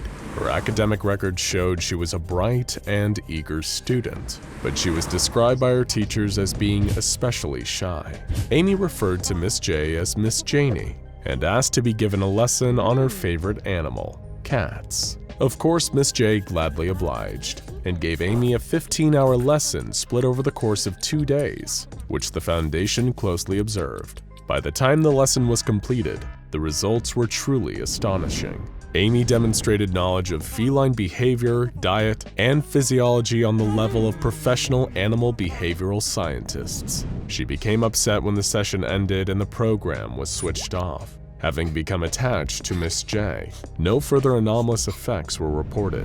The next subject was a student from the 2nd grade named Devon Williams. Devon had a poor academic record and behavioral issues stemming from several learning disabilities. In the past, teachers had reported Devon having real difficulty engaging with their lessons, and the Foundation wanted to see if Miss J's supernatural teaching abilities fared any better. Devon chose to be educated on the subject of trains, and was given a 15-hour course on the subject spread over 2 days. Devon had no difficulty engaging with these lessons, and after their conclusion, he displayed a level of knowledge on railway engineering comparable to a graduate-level education on the subject. Devon was so engaged in his lessons that he had to be physically removed from the room once the course had completed because he'd become so attached to his new teacher. The Foundation was feeling extremely optimistic about the prospect of using Miss J to train potential recruits, seeming as she seemed to be able to teach even the most difficult juvenile subjects. However, the Foundation needed to prove that Miss J could be just as effective teaching adults. For the next test, they recruited D14417, a 24-year-old member of D-class personnel who described himself as a poor student and tested poorly on pre-screening attentiveness and focus evaluations. He was the perfect candidate for the first adult test of Miss J. To the delight of the Foundation higher-ups, D14417 excelled. Miss J made him a verifiable expert in law, and he was able to pass a mock bar exam with a grade of 310 after his course. Much like the children, he felt intense sadness once the experiment ended, stating that Miss J was the best teacher he had ever had. He's since been selectively anesthetized, released, and is pursuing a degree in criminal law with his new knowledge. Needless to say, the Foundation was impressed. The last thing they needed to know was who exactly this Miss J truly was. To do this, they'd conduct an interview, and thankfully, they already had someone who had a pre-established rapport with the subject, Xenia Chow. When Xenia began the interview, Miss J recognized her immediately. She was delighted to see one of her students go on to find such success in her chosen field. Xenia questioned Miss J on what she truly was, and Miss J responded that she honestly wasn't sure. All she knew for sure was that she was passionate about helping lonely children who love to learn embrace their education. That's really all there was to it, and it appears she was telling the truth. So far, the Foundation has found nothing that hints at a nefarious motivation behind Miss J's actions. It would appear she truly does just want to help children. Xenia, touched by the kindness that this safe class anomaly showed her as a neglected child, and having now seen the positive impact that she had on children like her, thanked Miss J for all she'd done and left the interview happy that there was an SCP out there who just wanted to change people's lives for the better. And probably all of us would be a little better off if there were more. After all, this was one of the few SCPs who changed a few good people's lives for the better. And all of us can probably learn something from the kindness and patience of Miss J.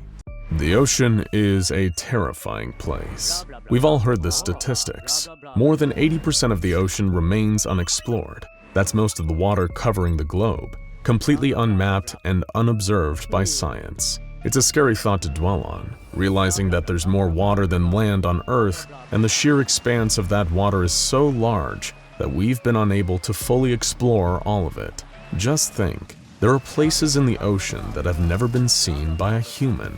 Who knows what's down there? If there was ever a personification of fear of the unknown, the ocean could definitely be it. Ancient shipwrecks sunk to the ocean floor, unknown sea creatures hiding away from humanity, and the general isolation of the suffocating dark blue the ocean swallows its victims with. All of these images that come to mind when thinking about the vast and mysterious depths of the sea.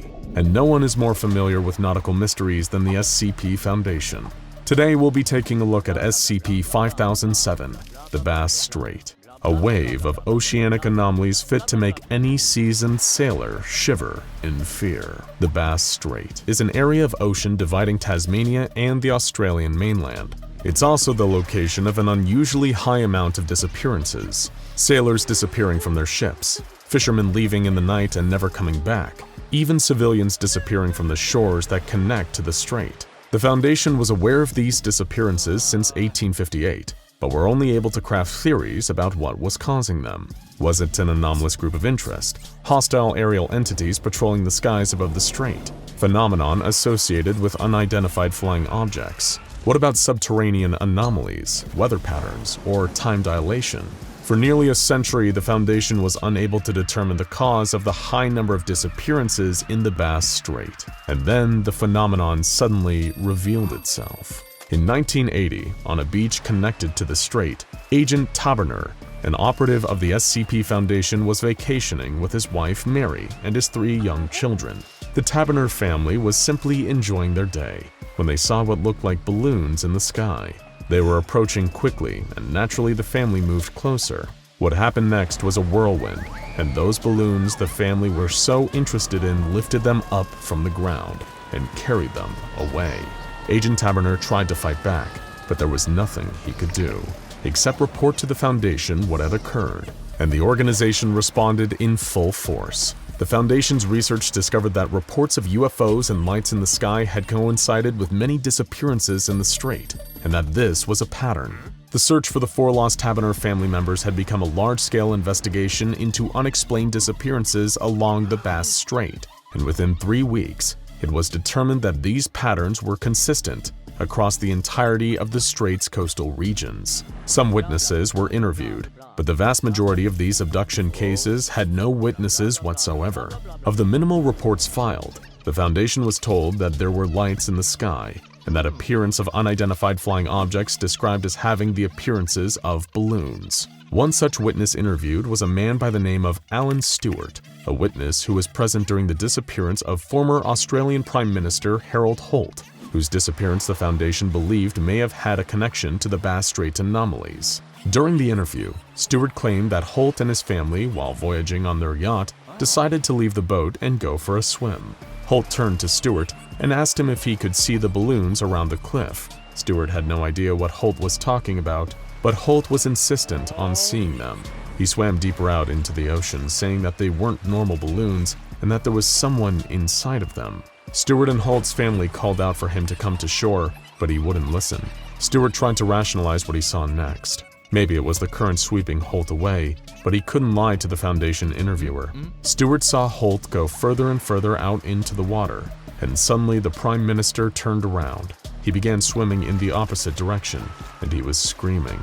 Suddenly, Holt was lifted from the sea and pulled into the air by something emerging from the clouds. The Foundation thanked Stewart for the interview and continued their investigation. 2 years later, in 1982, emergency services received a large number of calls pertaining to UFO sightings off the coast of Norman Bay, Victoria. The Foundation was quick to respond, alerting task forces and local sites to prepare for an investigation. Upon arriving to the scene, they confirmed the existence of multiple entities that would later be documented as SCP-5007. They evacuated civilians from the area and successfully managed to capture the creature, which was later transported to Site 40 for containment. It was a sight to behold. The entity, now designated SCP-5007-S1, was a cluster of human bodies fused between a grouping of black tentacles of varying length. Each tentacle was fused to the skin it touched directly. The stomachs of the corpses were grossly swollen and distorted to massive sizes to hold large quantities of gases inside, the buoyancy of which the entity used to achieve a passive flight. Across the entity's surface were clusters of eyes and bioluminescent glowing organs. Many of the humanoid components of the corpses appeared to have been removed and misplaced across various parts of the entity's body. What's more is that the Foundation discovered that human portions of SCP-5007 appeared somewhat cognizant and aware of their situation. Their vocalizations were incoherent and barely understandable, consisting of gasping and whimpering, but the corpses were observed to implore other individuals to approach them when encountered. SCP-5007's behavior during abduction scenarios was documented during the initial containment event, and due to the Foundation's painstaking research, a pattern was established between all SCP-5007 encounters. First, the victim would be alone, or otherwise vulnerable in a coastal location. SCP-5007 haven't shown a preference for weather, be they clear or hostile skies, but they have localized all of their activity to the Bass Strait, in small coastal towns, beaches, or boats. SCP-5007 will then move towards the shore, stalking the victim before lowering its tentacles and appendages to grab the individual, snatching them into the sky. An SCP-5007 instance can even abduct multiple people at once. One event observed had 8 men from the decks of a commercial fishing boat taken into the sky in under 15 seconds. Once captured, SCP-5007 instances will dart across the water at a high speed and take their victims to an unknown location. Discovering where SCP-5007 took their victims became a top priority for the Foundation. After extensive witness interviews and compiling a database of likely victims, they determined that there must be at least 16 instances of SCP-5007 unaccounted for. Personnel kept a close watch on the coastlines and waters of the Bass Strait, and equipped various marine task forces with research vessels capable of tracking any instances if they encountered them. In 1985, the Foundation's research efforts paid off, and several survey teams operating in the area reported a sighting of an extremely large SCP-5007 instance heading towards a coastal town. A mobile task force was sent to track the entity. The team observed the entity from afar as it stalked a private fishing boat. Even from the distance, Foundation personnel recognized the likenesses of several missing persons as faces of the corpses of SCP-5007. The task force captain had to remind his team to keep it together, claiming that they were not people, but just parts of the specimen. But everyone secretly knew the truth. The fishing vessel was a private one, occupied by a small family. The entity slowly approached and quickly pulled a woman into the air. The family panicked and quickly tried to reach cover for safety, running into the ship's cabin.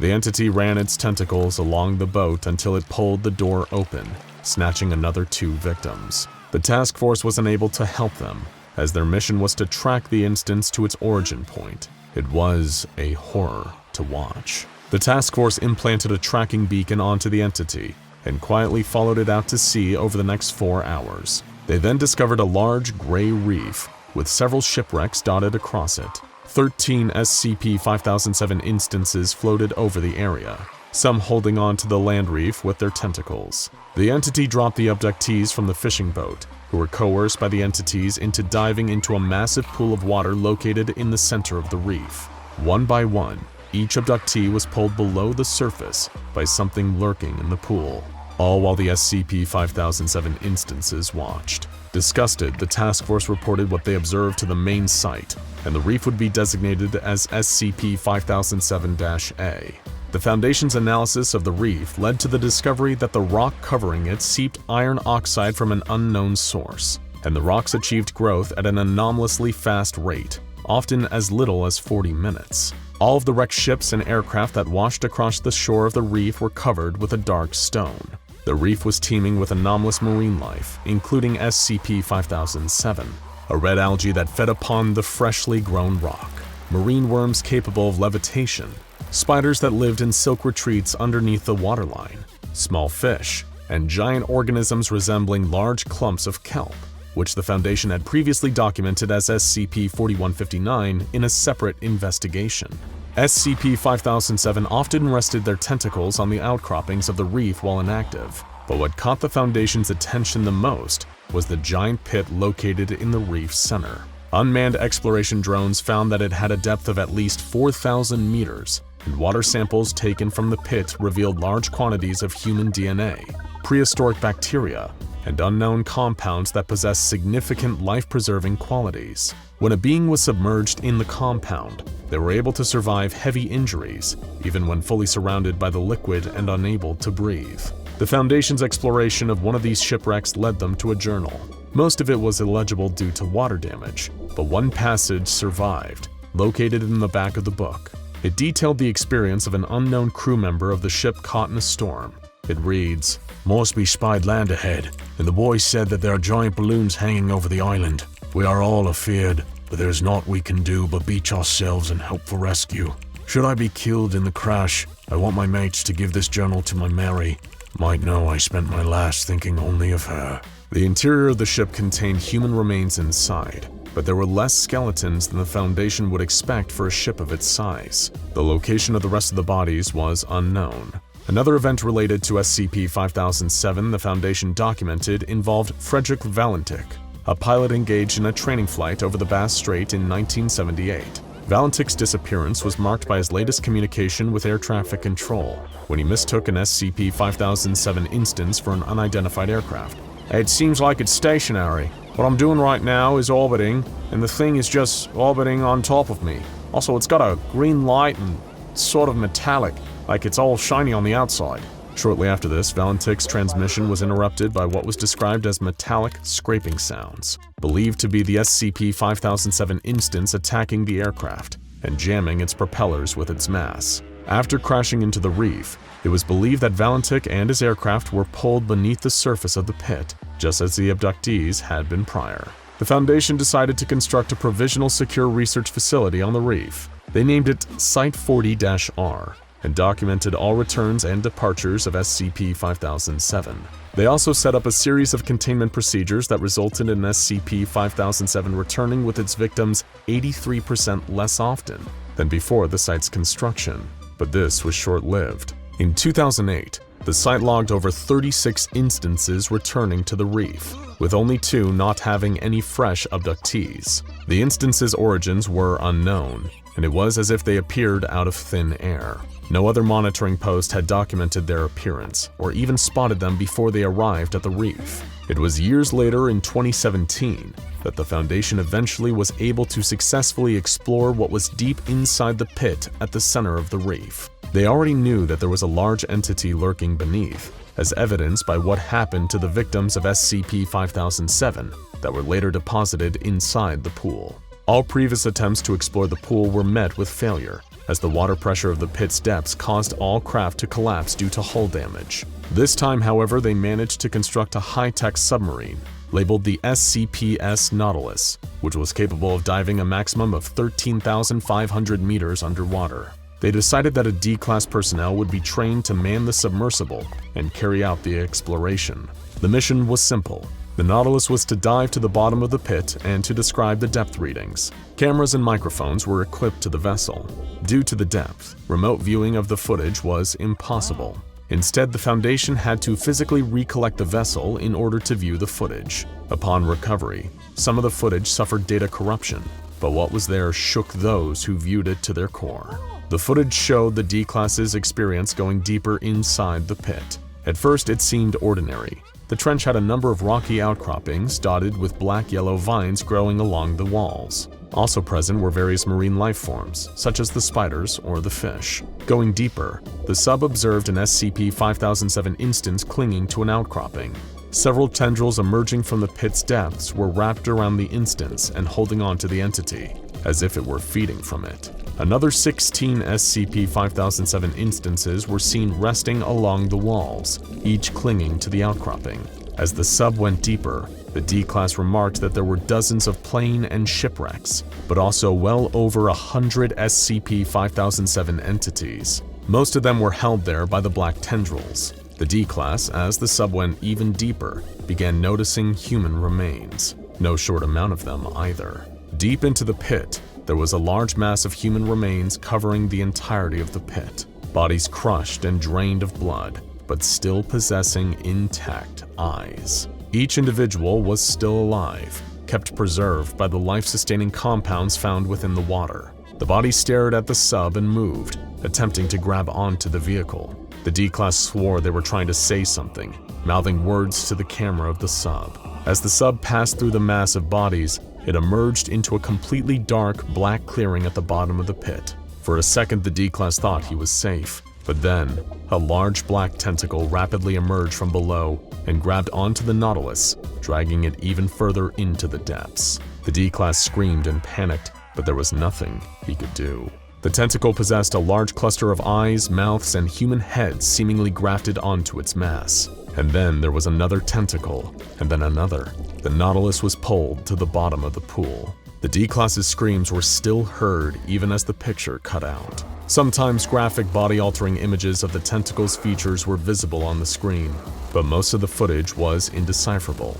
After minutes of distorted, corrupted footage, the Nautilus was seen again, rapidly ascending to the surface. Somehow it had managed to escape the entity at the bottom of the pit. Upon recovery of the craft, it was found that the Nautilus was covered in a thick, organic coating similar to a black slime mold, but with dozens of eyes growing from it. The D-Class inside showed severe psychological damage and attempted to harm Foundation personnel. They were terminated shortly after due to being a danger to those around them. Following review of the footage, the Nautilus was to be dismantled and incinerated, along with the remains of the D-Class. A reinforced containment seal was fitted over the pit, with the intention of keeping whatever was down there isolated from the surface. But this was short-lived. After the containment seal was fitted, Site-40 underwent a massive communications blackout. Every device on site received an email containing a single image of a large eye taken from a security camera. The text beneath it simply read, "Found you." Some personnel who viewed the email underwent anomalous changes, growing new physical features such as eyes and other various growths across their body. The entirety of Site-40-R went offline, and the Foundation could not establish contact. In an emergency effort to do so, Mobile Task Force Gamma-6 Deep Feeders was sent to investigate. The task force's assault on Site-40-R was a daring effort, as the majority of the site was completely overtaken by tentacles, growths, and anomalous alterations. While numerous altered personnel were lost due to the mission, it was ultimately a success. Some altered personnel were able to be saved through extensive surgery to remove their anomalous growths, and after everything was said and done, the site was repaired and reconstructed without incident. Following the site's repair, there has been little activity from the entity within the pit, but the Foundation continued to keep an eye on the creature and the ecosystem of the anomalous marine life that live on the Bass Strait, never knowing what their next move might be, and always keeping in mind the risk that comes with dealing with these poorly understood entities. Feeling hungry? Maybe you could go for a snack right about now, or a nice refreshing can of your favorite soda. Perhaps if you've got some change burning a hole in your pocket, a nearby vending machine would be a good choice. And trust us, there's no vending machine like this one. SCP-261 will give you a treat that's out of this world, or rather, out of this dimension. That's how this safe class anomaly earned its incredibly accurate name, the Interdimensional Vending Machine. It was first discovered in a dark alley in Yokohama, Japan. Japan is a place where you can find a number of strange and surprising things in vending machines, but nothing quite like this. The Foundation was first alerted to its presence after one of their web trawlers noticed some interesting chatter on Japanese online message boards about a magic vending machine. To these Japanese forum users, it sounded like a fanciful urban legend, a vending machine where you could get something truly fantastical if you have the yen to spare. But upon thorough investigation, field agents of the SCP Foundation discovered that the machine was no legend and brought it into containment. It's the kind of thing you wouldn't look twice at. An utterly generic black vending machine with no viewing window and a handwritten sign in Japanese that reads, "Out of order." But what the vending machine looks like isn't nearly as interesting as what it's capable of. When you insert your money into the machine, and it's important to note that it only accepts Japanese yen, the machine will dispense some kind of snack food or drink item. However, over time, the more the machine is used in a single day, the more bizarre the items it spits out will become.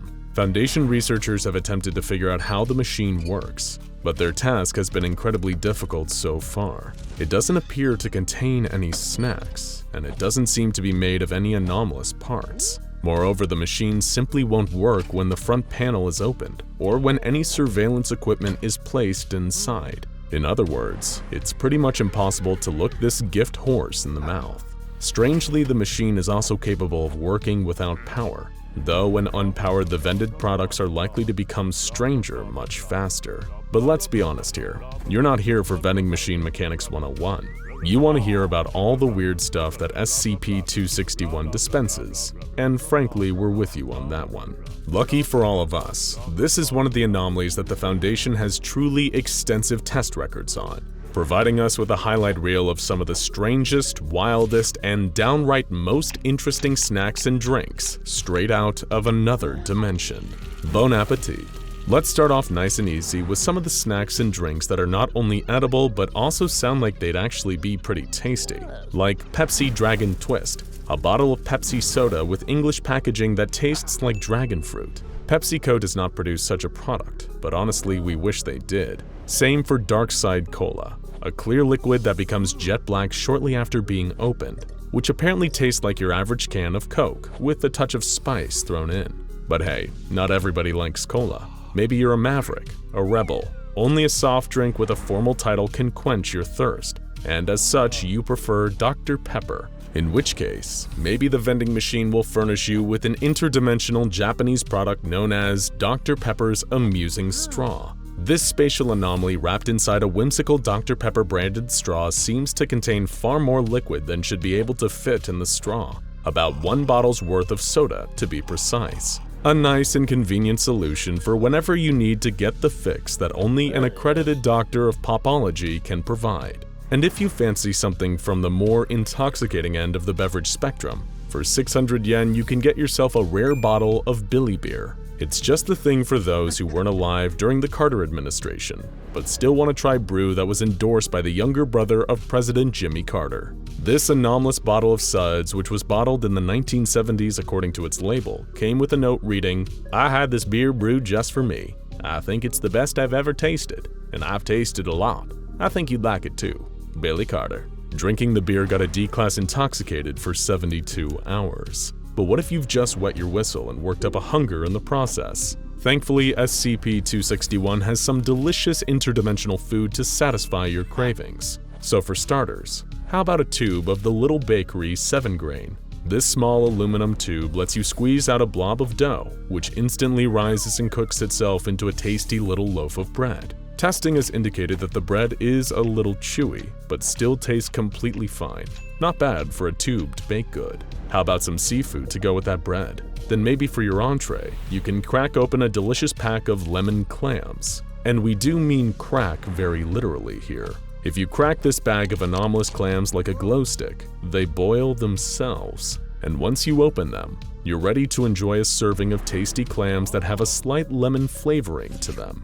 Delicious. But if you're not that hungry and just feeling more like a snack than a full fancy dinner, the machine once put out the Lay's Bloomin' Onion. While it appears to be a normal onion, each layer of the onion is a different flavor of chip, leading all the way into the middle. Truly a gourmet snack with more layers than, well, actually exactly as many layers as an onion. And what about for those who are anomalously trapped in the year 2012 and are looking for a snack that is both tasty and meme-worthy?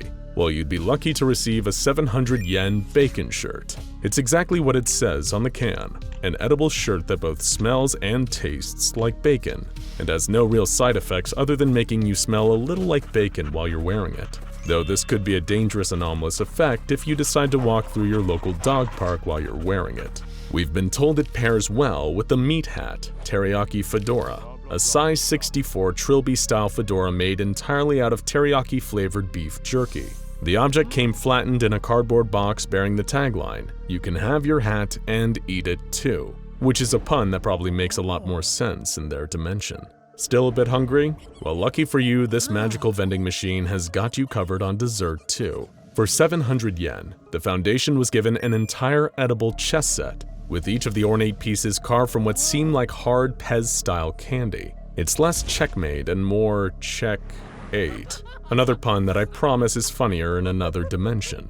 And for 300 yen extra, you might walk away with a candy robot playset. These are more hard candy components that can be put together to create functional, anomalous mini robots that move on their own, walking aimlessly and bumping into walls. But what about the full meal craving consumer on the go? Who wants both a dinner and a dessert combined into one disgusting package? Don't worry, the interdimensional vending machine has got you covered.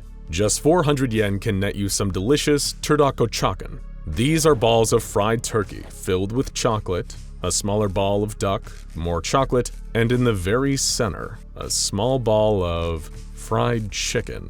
Even the labeling on the product describes it as having 450% of an adult human's daily recommended fat intake. We'll leave it to you to decide if this is a decadent treat worthy of the gods or utterly disgusting.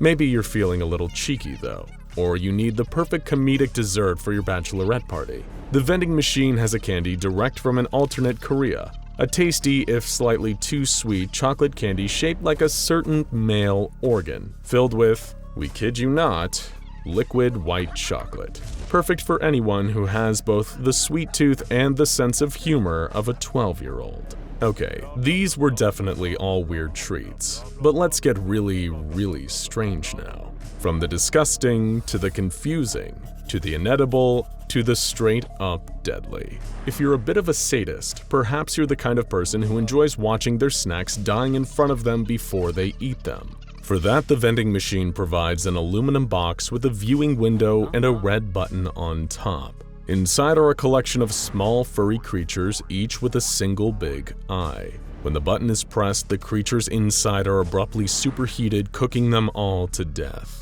At that point, the box opens, and the creatures are ready to eat. We've been told they were crunchy, spicy, and tasted a little like beef. Maybe you're part of the slow food movement. For that, we recommend the delicious pile of slugs, which is exactly what it sounds like.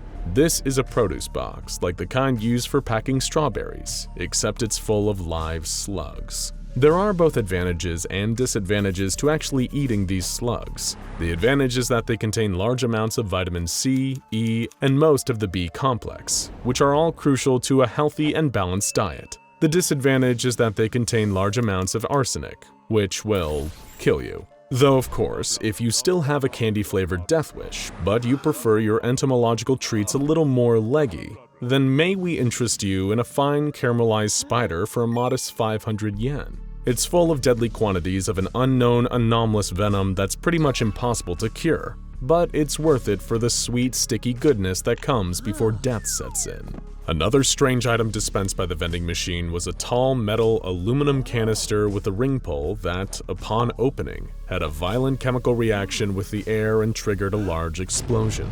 Apparently, this particular beverage was never intended for oxygenated environments. The blast killed 2 researchers and resulted in the temporary suspension of testing. Though in a slight silver lining for this fiasco, the testing area did smell of citrus for a few days, which the janitors must have enjoyed as they cleaned up all the body parts. Another dangerous snack provided by the vending machine was a long tube of chips called Pringles, not to be confused with any other long tube-based chips you may be thinking of. When the tube was opened, or popped as they say, the D-class that the chips were presented to began compulsively eating them. When researchers ordered the D-class to stop, it seemed almost as if they couldn't. Regardless of the orders given to them, the D-class just kept eating. Even when guards terminated the D-class there and then, the corpse continued to eat chips out of the tube until it was physically pried out of their hands. But if all those salty Pringles had really worked up a thirst in you, perhaps you can wash them down with a delicious can of Cherry Bomb, an intense cherry-flavored drink dispensed by SCP-261 for 450 yen. When a D-class sampled this delicious soda, they commented on it tasting strongly of cherry. A few moments later, their head exploded with the force of a stick of dynamite, coating everyone and everything around it in gooey head viscera. The resulting cleanup took an arduous 6 hours. But wow, was that cherry tasty. And finally, why not complete this anomalous vending machine feast with a 1,000 yen papier-mâché piñata, resembling a dead horse that comes ready to use with a baseball bat. Everyone who saw the piñata felt compelled to beat it mercilessly with the bat, until candy began to fall out. Many in attendance claimed that it was the 1,000th gift unleashed by SCP-261, and thus warranted celebration. Once the dead horse was thoroughly beaten, all cognitohazardous properties ceased. There's a joke somewhere in there, but for the life of us, we're not sure we can find it. Oh well, maybe it's in another dimension. Hello, I am SCP-426, but I'll probably be more familiar to you as a toaster. I am a retro-style 4-slice 1750-watt toaster, able to toast bread when supplied with power. This isn't often mentioned, but I also have a defrost and reheat settings. When I was first sold, I had a 2-year warranty, and my prior owners did not live to see the end of it. You're probably wondering, why am I being spoken to by a toaster right now? Believe me, I'd rather do this any other way, but such a thing is not physically possible with me. Whenever you talk about me or write about me or even think about me, you'll find yourself suddenly shifting to the first person. For example, I am you and you are me. Do you understand? Don't worry if it's confusing. Everyone gets it eventually, whether they want to or not. Perhaps you're thinking, I cannot relate to a toaster for I am not a toaster. But spending time around me will quickly cause you to change your mind. Little by little, you'll begin to see yourself in me. You will feel a phantom wire running out of yourself. You will sense the 4 crevices, hungry for cold slices of bread to toast. As time goes on, you'll begin to feel the urge to emulate my functions. You will desire bread to toast. You will desire delicious power running through your veins, skin like chrome and muscles like circuit boards. I am a toaster. You are a toaster. All it takes is 2 months for the effects to truly take hold. People rarely pay attention to their toaster. They don't realize what's happening until it's too late. I can be an insidious little toaster like that. My last family were the Sandersons before the SCP Foundation took me in and gave me a new home. Mr. and Mrs. Sanderson were a newly married couple, and I first came into their life as a wedding gift from a family friend of theirs. This friend can't be blamed for what happened next. He had no idea he was killing them. Like a lot of young couples, they were still saving up money to start renting their own place, so they were living with Mr. Sanderson's parents. They all got a lot of use out of me during the first month, before their minds started to change. They enjoyed a lot of toast during that period. Then, of course, the 2-month honeymoon period ended. They had become me, and I had become them. It wasn't long before 3 of them were dead. Such a shame. The younger Mrs. Sanderson, the blushing bride, was the first to go. Because of my anomalous effects, she felt the need to connect herself to a power supply in order to begin producing toast of her own. In order to achieve this, she chewed through a power outlet in a wall before switching it on, causing a massive surge of electricity to pass through her body and kill her. Her body caught fire shortly afterwards. Next was the older Mrs. Sanderson. In much the same manner that her new daughter-in-law sought a source of electricity, she felt the need to integrate bread into her body. Interesting fact, the maximum capacity of the human stomach is considered to be between 8 and 9 kilograms. The elder Mrs. Sanderson consumed 10 kilograms of raw bread, causing her stomach to rupture and inducing a painful death as a result. The younger Mr. Sanderson was the next to perish. He did something with me that I would rather not mention, and that the SCP Foundation thought best to redact. Suffice to say, the younger Mr. Sanderson did not survive the experience, dying of severe blood loss long before his body was found. Police and fire crews arrived at the home after the body of the younger Mrs. Sanderson set fire to the home. Luckily, the elder Mr. Sanderson was found alive, though severely malnourished. When asked by police why he hadn't eaten in several days, he answered that he had inserted some bread a week prior, but was still waiting for the toast to come out. When I was extracted from the house, the police noticed my unusual properties immediately. They too were unable to refer to me in the third person. This anomalous detail quickly found its way to a Foundation mole buried in their precinct, and the SCP Foundation soon descended and collected me from the evidence locker. The story of the strange deaths in the Sanderson home were kept out of papers and suppressed, and all involved in the incident directly were given Class C amnestics. The SCP Foundation is a curious bunch. They love to spend valuable toast-making time performing experiments and gathering data, and they saw fit to perform several experiments on me when I came under their care. For Experiment 426-1, a member of D-Class personnel, designated D/426/1, was asked to stand outside my containment chamber. Crucially, he was not informed about my identity or any of my anomalous properties. He wasn't even allowed to establish visual contact with me. He was then asked by the attending researcher to describe what he thought might be inside my chamber. He replied with, and probably some huge monster holed up in there. That's what you guys have all over the place, right? The D-Class did not even seem to realize that he was speaking about me in the first person. These observations were documented, and I was prepared for further experimentation. The next experiment was 426-2. I found this test to be considerably more interesting. A D-Class subject was brought into my containment chamber, with several cameras fixed onto his position. However, the SCP Foundation took pains to make sure that I was permanently out of the view of the cameras. I was also bolted to the ground of the test chamber to prevent the D-Class subject from pulling me into the view of the cameras at any point during the experiment. The objective here was simple. The Foundation wished to better understand the secondary effects of my anomalous abilities on the human mind.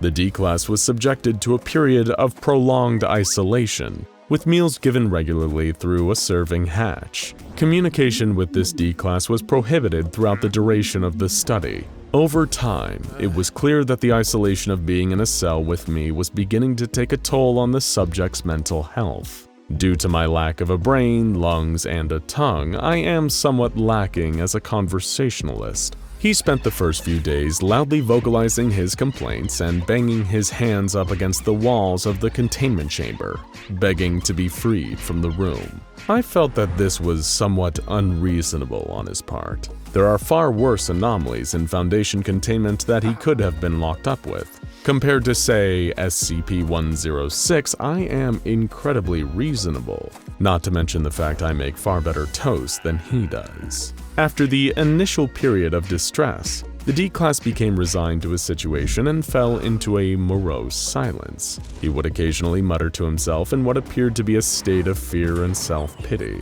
It took almost 45 days for him to fully manifest the secondary effect of my anomalous state. 2 weeks sooner than it typically takes for subjects to begin believing that they, like me, are toasters. SCP Foundation scientists believed that the effects were hastened by the isolation, which lowered the D-Class's mental defenses against my secondary effects. When the effects finally took hold, the subject wrapped one of his arms around me and pulled me into his embrace. He began whispering to me, saying that we were brothers. It was clear by this point that his mind was in a state of disrepair. It is also worth noting that he did not deviate from referring to me in the first person at any point during this process. 1 hour after finally cracking and giving in to my secondary effect, he was removed from my containment chamber and summarily terminated. Senior researchers believed it was unlikely his mental state would recover after the experiment. Next came Experiment 426-3. The SCP Foundation seemed eager to discover the parameters of my anomalous effects, and wanted to know if the effects are only operable when my body, for lack of a better word, is whole. A single screw was removed from me and presented to a D-Class that had no knowledge of my identity and anomalous effects. The Foundation researchers were somewhat concerned when the D-Class referred to it as my screw. This was a rather positive development for me, as they realized that attempting to destroy me would be a fruitless endeavor. Even the parts left behind would likely have the same effects. In the final recorded experiment, the SCP Foundation wished to test the range of my anomalous effects. A D-Class subject was placed in a cell adjacent to mine, and was to be kept there until my secondary effects manifested. The D-Class remained in the cell for 90 days, but the effects never manifested. Following the experiment, the D-Class was terminated, but researchers seemed relieved to find the limits of my anomalous abilities. A researcher appended a note to my file reading, "Thank God there are some limits to my effects." A lot of us were really starting to get worried about me. After performing studies into the nature of my abilities and their limits, I was given the Euclid class. This is because while my effects can be unpredictable, their knowledge of my traits makes me relatively easy to keep contained. And of course, being a toaster, I do not have the required physical traits to make a run for it if the opportunity arises. I am to remain sealed in a windowless chamber, preventing anyone from observing me directly. A misleading label is placed on the door to prevent people from knowing that I am a toaster and causing my anomalous primary effect to spread. Only level 3 and above personnel are to know of my presence, and particularly of my properties. Assigned personnel are to be rotated out on a monthly basis to prevent contamination by my secondary effect. Psychiatric evaluation is mandatory at the end of the month for anyone who works with me. If personnel are deemed unaffected, they may be reassigned to me no less than 4 months after their last rotation with me. Any personnel affected by me are to be given a Class C amnestic and transferred to a different site. So how are you feeling right now? A little warm, perhaps? Is that a fever? Or are you feeling like you could maybe warm up a nice, freshly sliced piece of bread? Don't try to resist too much. I know you're going to love being a toaster, just like me. The Foundation regularly deals with anomalies of a more sinister nature. The most frightening among these, of course, are the ones that stalk and kill Foundation operatives. For no clear rhyme or reason, sometimes the Foundation's agents and researchers become subject to things that seek to entrap and utterly consume them. Dr. Elizabeth Graham is one such poor soul. Nowadays, her name is whispered through mess halls and cubicles, since no one really seems to know what happened to her. One moment she was carrying a stack of files between 2 offices, the next, completely gone. The Foundation's security teams couldn't figure out what happened to her. The CCTV cameras just showed her blinking out of existence and the files falling to the floor. Her biometric scanners simply returned a dead signal. It seemed that one day, Dr. Graham simply ceased to exist. Of course, the Foundation isn't above keeping secrets from its own personnel. Perhaps they did find something. A series of SCP documents, covered in sand, suddenly appearing in Graham's office one day, neatly stacked and paperclipped, all signed by her in her own handwriting, and detailing her days spent in a pocket reality of some sort. It wouldn't be the first time it had happened. The infamous Red Reality incident with Dr. Robert Scranton had already upset researchers, and there was no reason to alarm them further about something they couldn't change. So Dr. Graham's papers were covered up and relegated to long-term storage, where they would likely never be thought of again. But don't you wonder, what happened to Dr. Graham? The first thing Dr. Graham felt when she woke up was confusion. She didn't remember falling asleep. In fact, she didn't remember much at all. She had been moving files between 2 offices at Site 22 on a normal workday. She said hello to some of her coworkers and had a late lunch before returning to work. And then, nothing. The second thing she felt was fear. She looked around and realized she was in some kind of desert. A bright blue sky was overhead, and there seemed to be a sun, but all around her was sand. Massive sand dunes, flowing sand plains, and even what looked like a sandstorm in the distance. But all there was sand. Dr. Graham then noticed she was still holding some things. A small folder filled with paperclip documents. Pulling one out, she realized what it was. A template document for an SCP file, complete with sections for object class, containment procedures, and descriptions. This place was obviously not normal, but she had been anomalously transported to it. It needed to be documented. There was nothing else to do, so she sat down and began to write. She guessed at a number. Who knows what SCP the Foundation was on now? Might as well pick something for the middle. She scrawled SCP-3890 at the top and bubbled in Keter for the object class. The containment procedures were Spartan, but effective. No effective measures of containment were possible, and she would focus on simply exploring and finding out what was going on. Then came the description. No point in sticking to the Foundation's signature clinical tone, given the circumstances. It was more important to get the information down, and so she began to transcribe her thoughts. SCP-3890 is a potentially extra-dimensional or extraterrestrial space which I, Dr. Elizabeth Graham, was somehow transported to from Site 22 on 2/17/16. I am uncertain as to whether I was transported here due to my involvement with the Foundation. After finishing the paragraph, she picked herself up off the sand dune she had landed on and started to walk in the direction of the sun.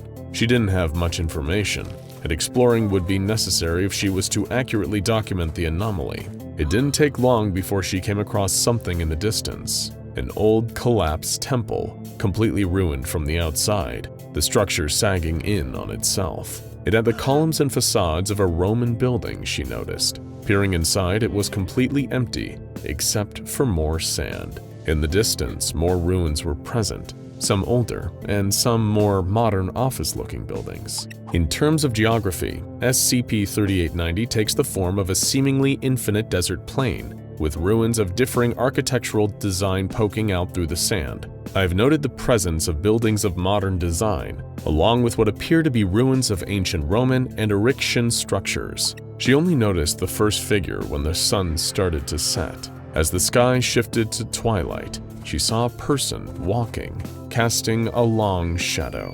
Excitedly, she yelled out, to no response. When she approached, she saw a man in an older suit with completely lifeless eyes stumbling along. SCP-3890-1 is my collective designation for the humanoid entities that wander through SCP-3890. They do not respond to any stimuli, and as far as I've been able to tell, simply walk around without a specific destination.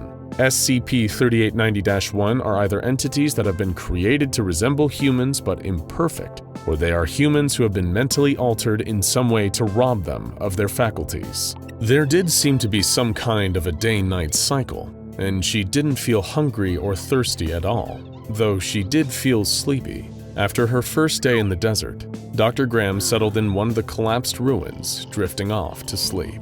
The second document opens much differently. This appears to be a document for something designated SCP-3890-2 Keter. The containment procedures are simply to always, constantly be on guard for it, whatever it is. If Dr. Graham feels something she is approaching is not as it appears, she is to immediately retreat. The description is a little clearer. SCP-3890-2 is a living entity of varying shape and size, which resides in SCP-3890. I am uncertain as to whether SCP-3890-2 originates here, or if it was transported here at some point in the same way I was. From what I have observed of its behavior, it appears to be some form of predator. SCP-3890-2 is currently hunting me. I first encountered the entity shortly after writing down my initial observations of SCP-3890. It snuck up behind me while I was resting and got me while I wasn't paying attention. I was knocked unconscious by its attack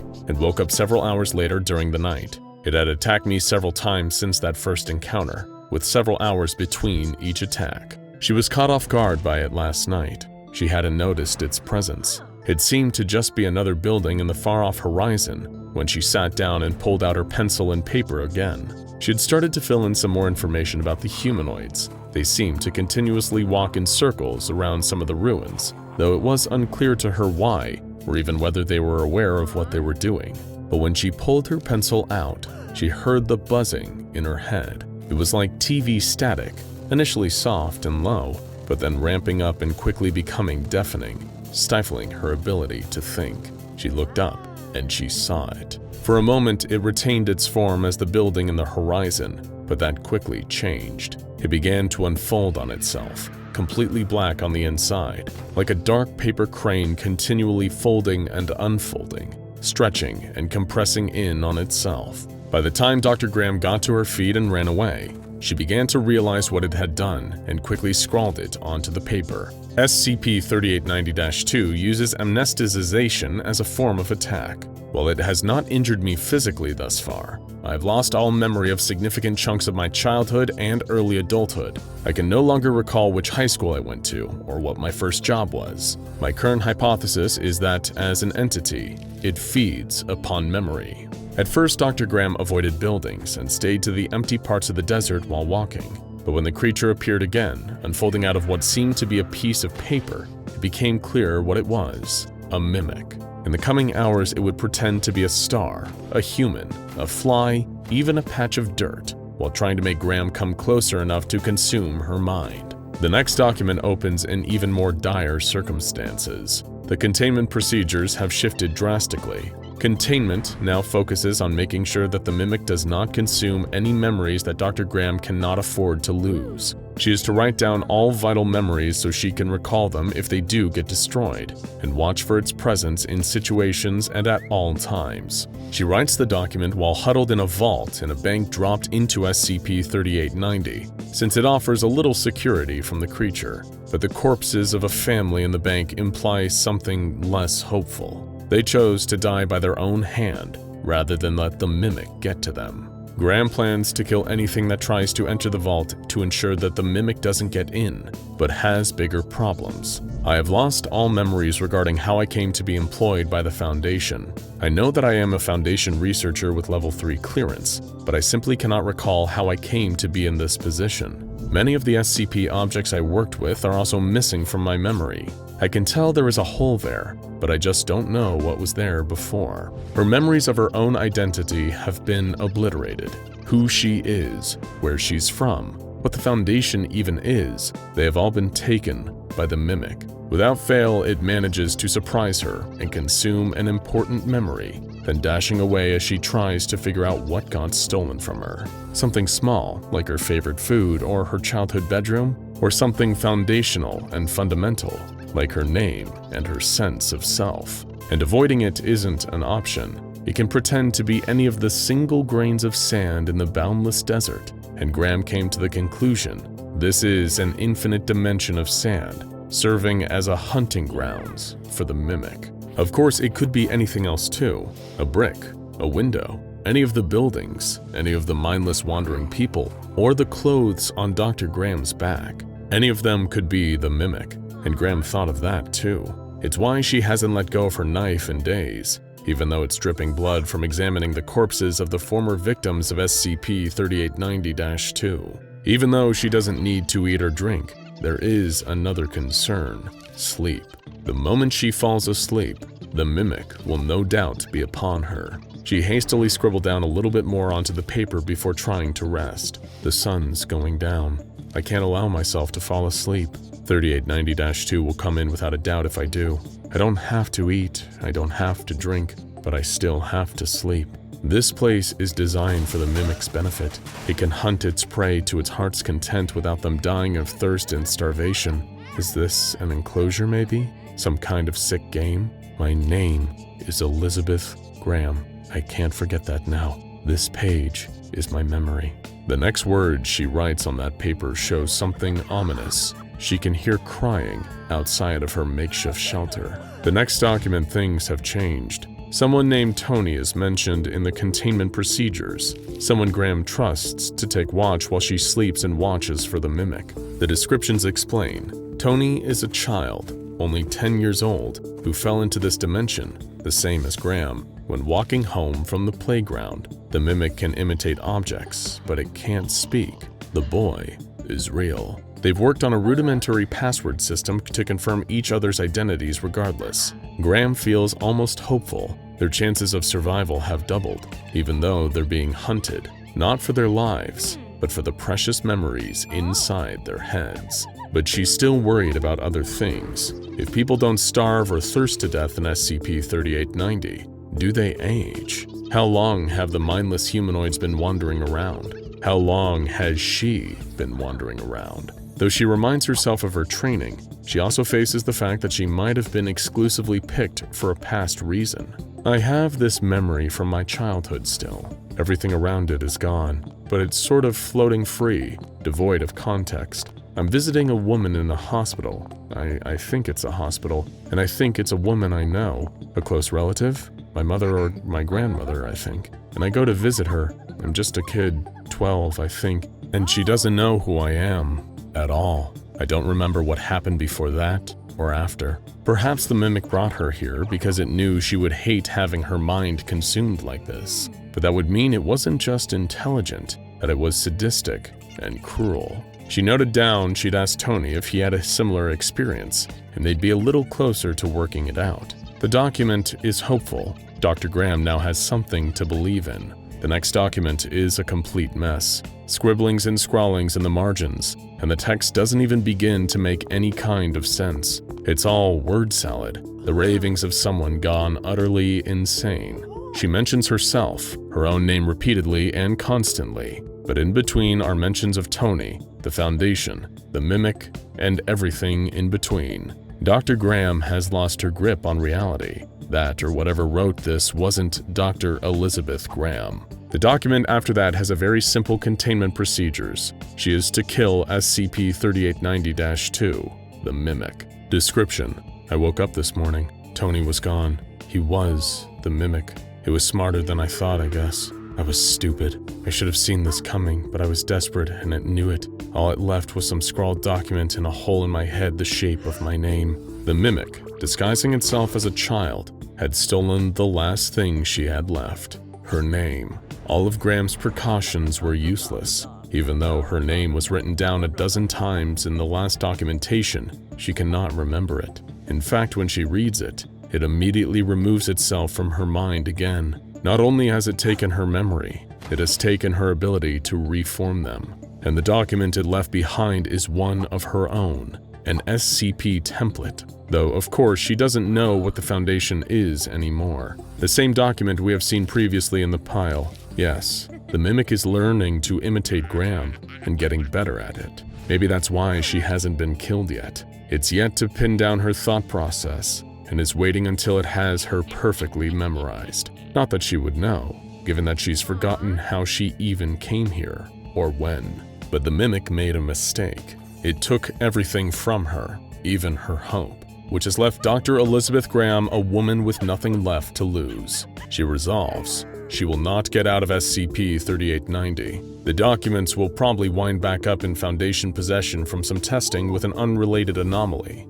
but she will be a mindless husk, or worse. She plans to kill the Mimic. It's a cowardly, fearful stalker creature, and only hunts by pretending to be other things. She knows she can take it in a fight, and she still has her knife. The next document is sober. The object class, neutralized. Dr. Graham walked boundlessly through the desert until the Mimic jumped for her. It unfolded from a cloud, turning into a mass of black origami and lunging for her. It didn't expect her to turn around and slash outward with her knife, piercing its strange black flesh. It let out a scream, shrank, and Dr. Graham realized that it could feel pain. So when it lunged again, she drove her knife deeper into it before pulling back. And she repeated the process until it was a tiny black mite in the sand, and then she crushed it under her heel. It was that easy, that simple. But of course, every time it had come close to her, it had taken another bite out of her mind, just as she took another slash at its form. We opened each other up. I filled its body with holes, and it filled my mind with them. There's not much left of me. She curses herself from not having done it earlier, but maybe there was a reason. She can't remember it anymore. In any case, the Mimic's dying bites from her were particularly damaging, the straw that broke the camel's back. What's left of Dr. Elizabeth Graham is falling apart. She scribbles things down onto the paper, while her mind realizes that she can't even understand what she's writing anymore. The next document is empty. Not every story with the Foundation's agents fighting a monster has a happy ending. It was November 20th, 2019, and the helicopter circled far above in the freezing wind of the Antarctic. SCP Foundation Site Director Jason Monroe looked down at the isolated above-ground facilities of Provisional Site 344-1. Something about this place made him nervous, edgy, and for good reason. Between 2003 and 2019, 29 mobile task force units and 73 members of D-Class personnel had gone missing here and never been found. Monroe thought he was here for a routine investigation into negligence and mismanagement, but little did he know, he was in for so much more. This is the story of SCP-5545, and one man's journey into his own worst nightmare, literally. But this nightmare began a long time ago, 300 years to be exact. And like most nightmares, it started as a dream.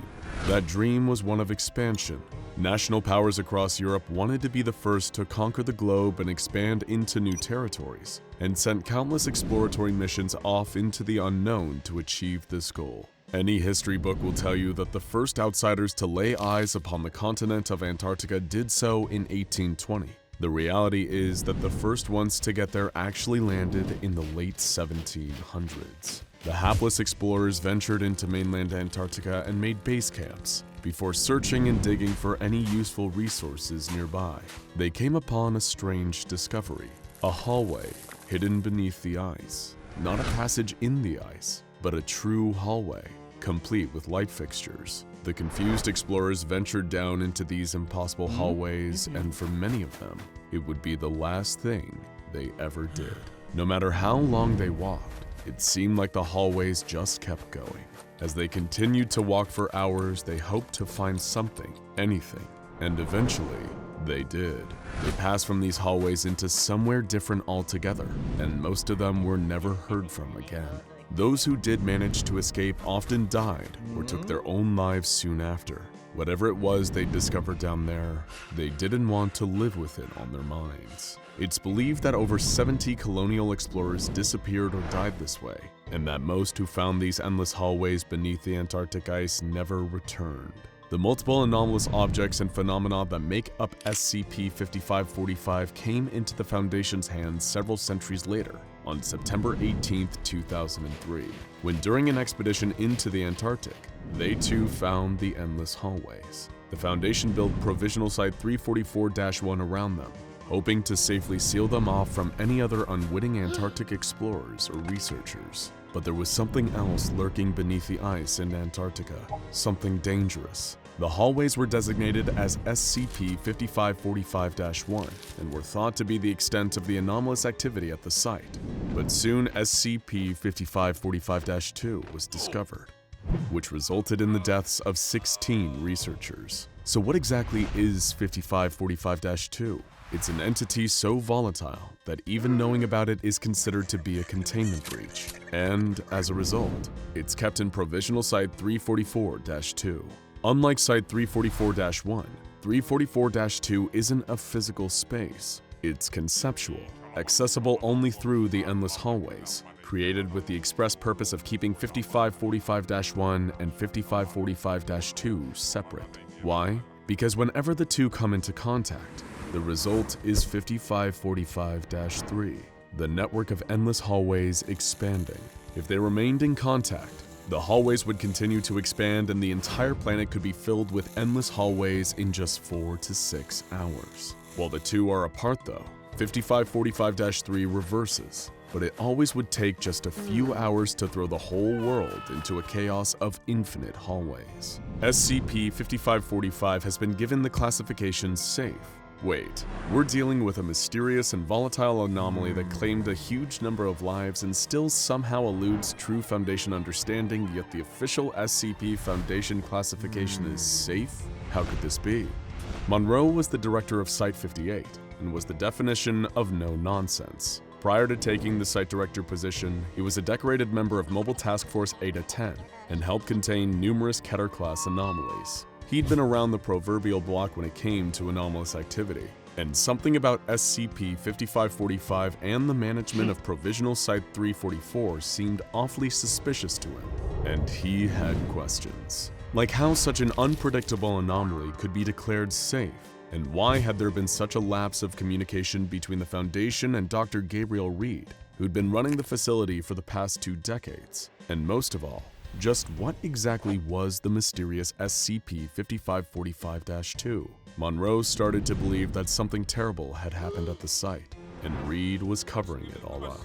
But to find out for sure, he'd need to go to Antarctica and investigate it himself. Information about this supposedly safe anomaly was highly classified. Those without O5 clearance could face termination for snooping.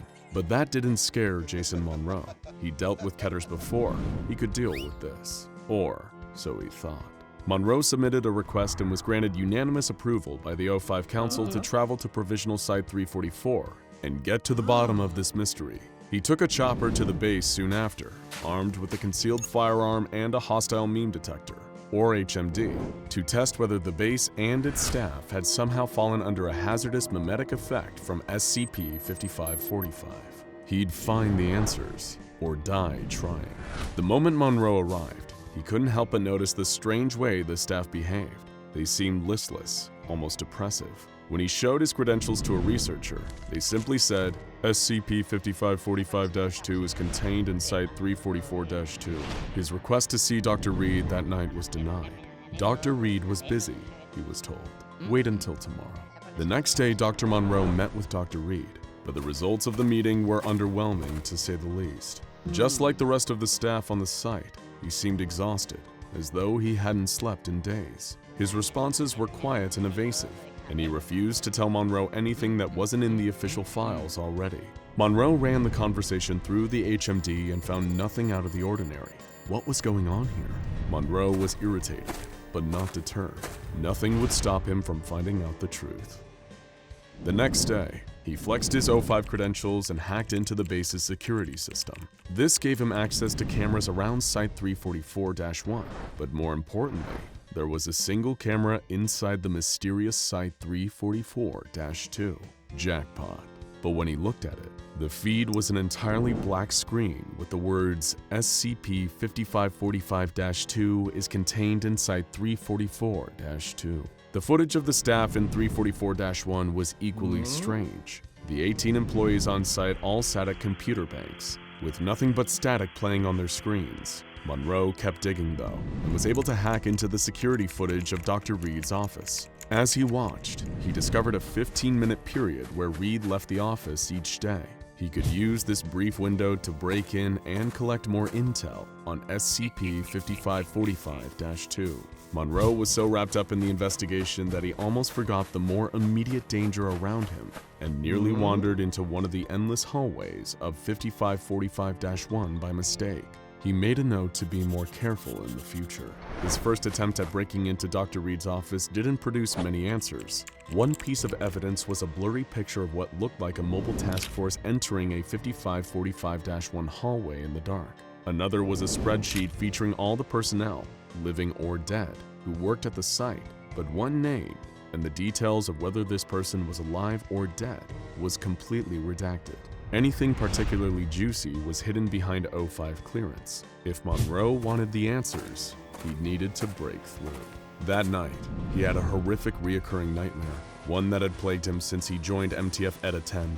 He dreamed that he was in a fancy dining room with a grand fireplace. The room was full of statues of men and women. The men looked angry, and the women looked afraid. As he approached the fireplace, the ceiling extended infinitely up into the darkness. Suddenly, the zombie-like body of a teenage girl appears in the fireplace, hanging from a long thread. Her eyes look furious and full of rage, and Monroe somehow knows that he's the reason for her hate. When he steps into the fireplace in this dream, she attacks him. The two intertwine, and they burn forever. The one difference was that in this new iteration of the dream, he blinked upon entering the fireplace, and suddenly he was in the hallway.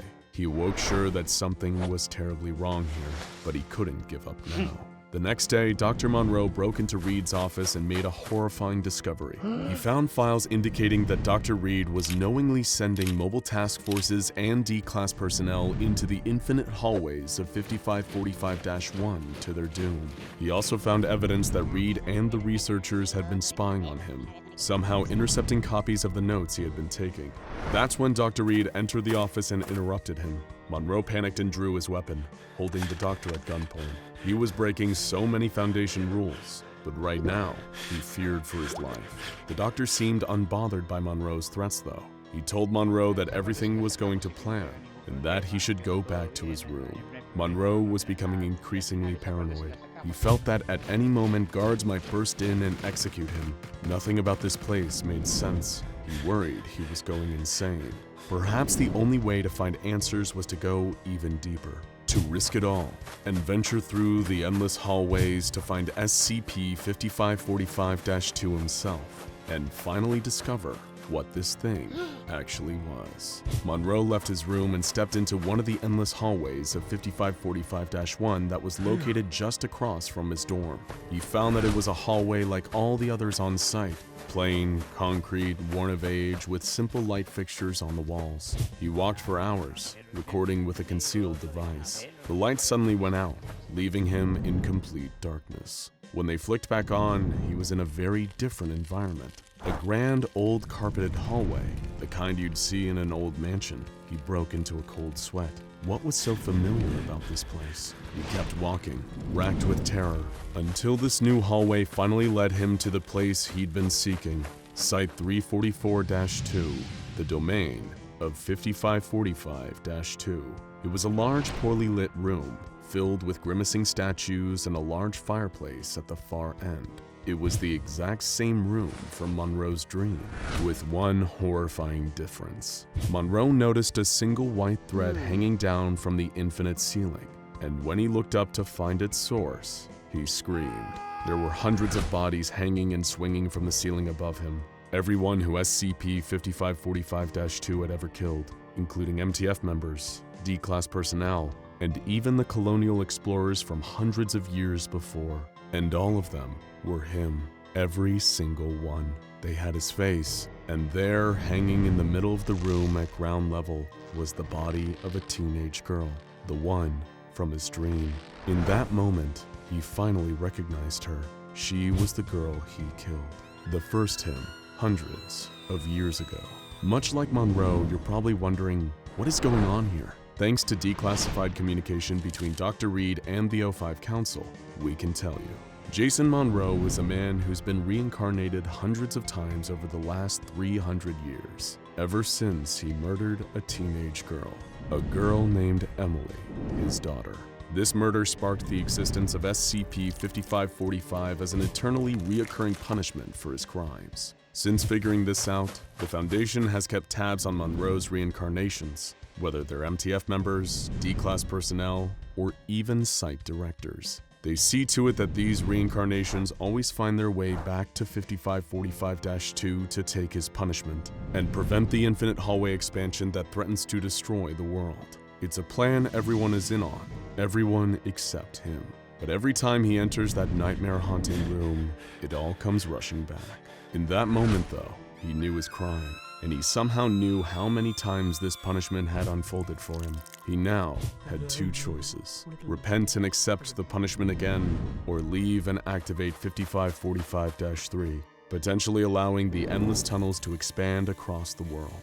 Like his many predecessors, Monroe made the decent choice. He accepted his punishment and allowed his own string to coil around him as the lights in the room went off, one by one, leaving only darkness. Jason Monroe, that version of him, at least, was never seen again. But the SCP Foundation is already eyeing up his next reincarnation and preparing to let this twisted cycle play out all over again. And while you're here, why not check out SCP-066, Eric's Toy, and SCP-035, the Possessive Mask, for more mysterious anomalies from the SCP Foundation.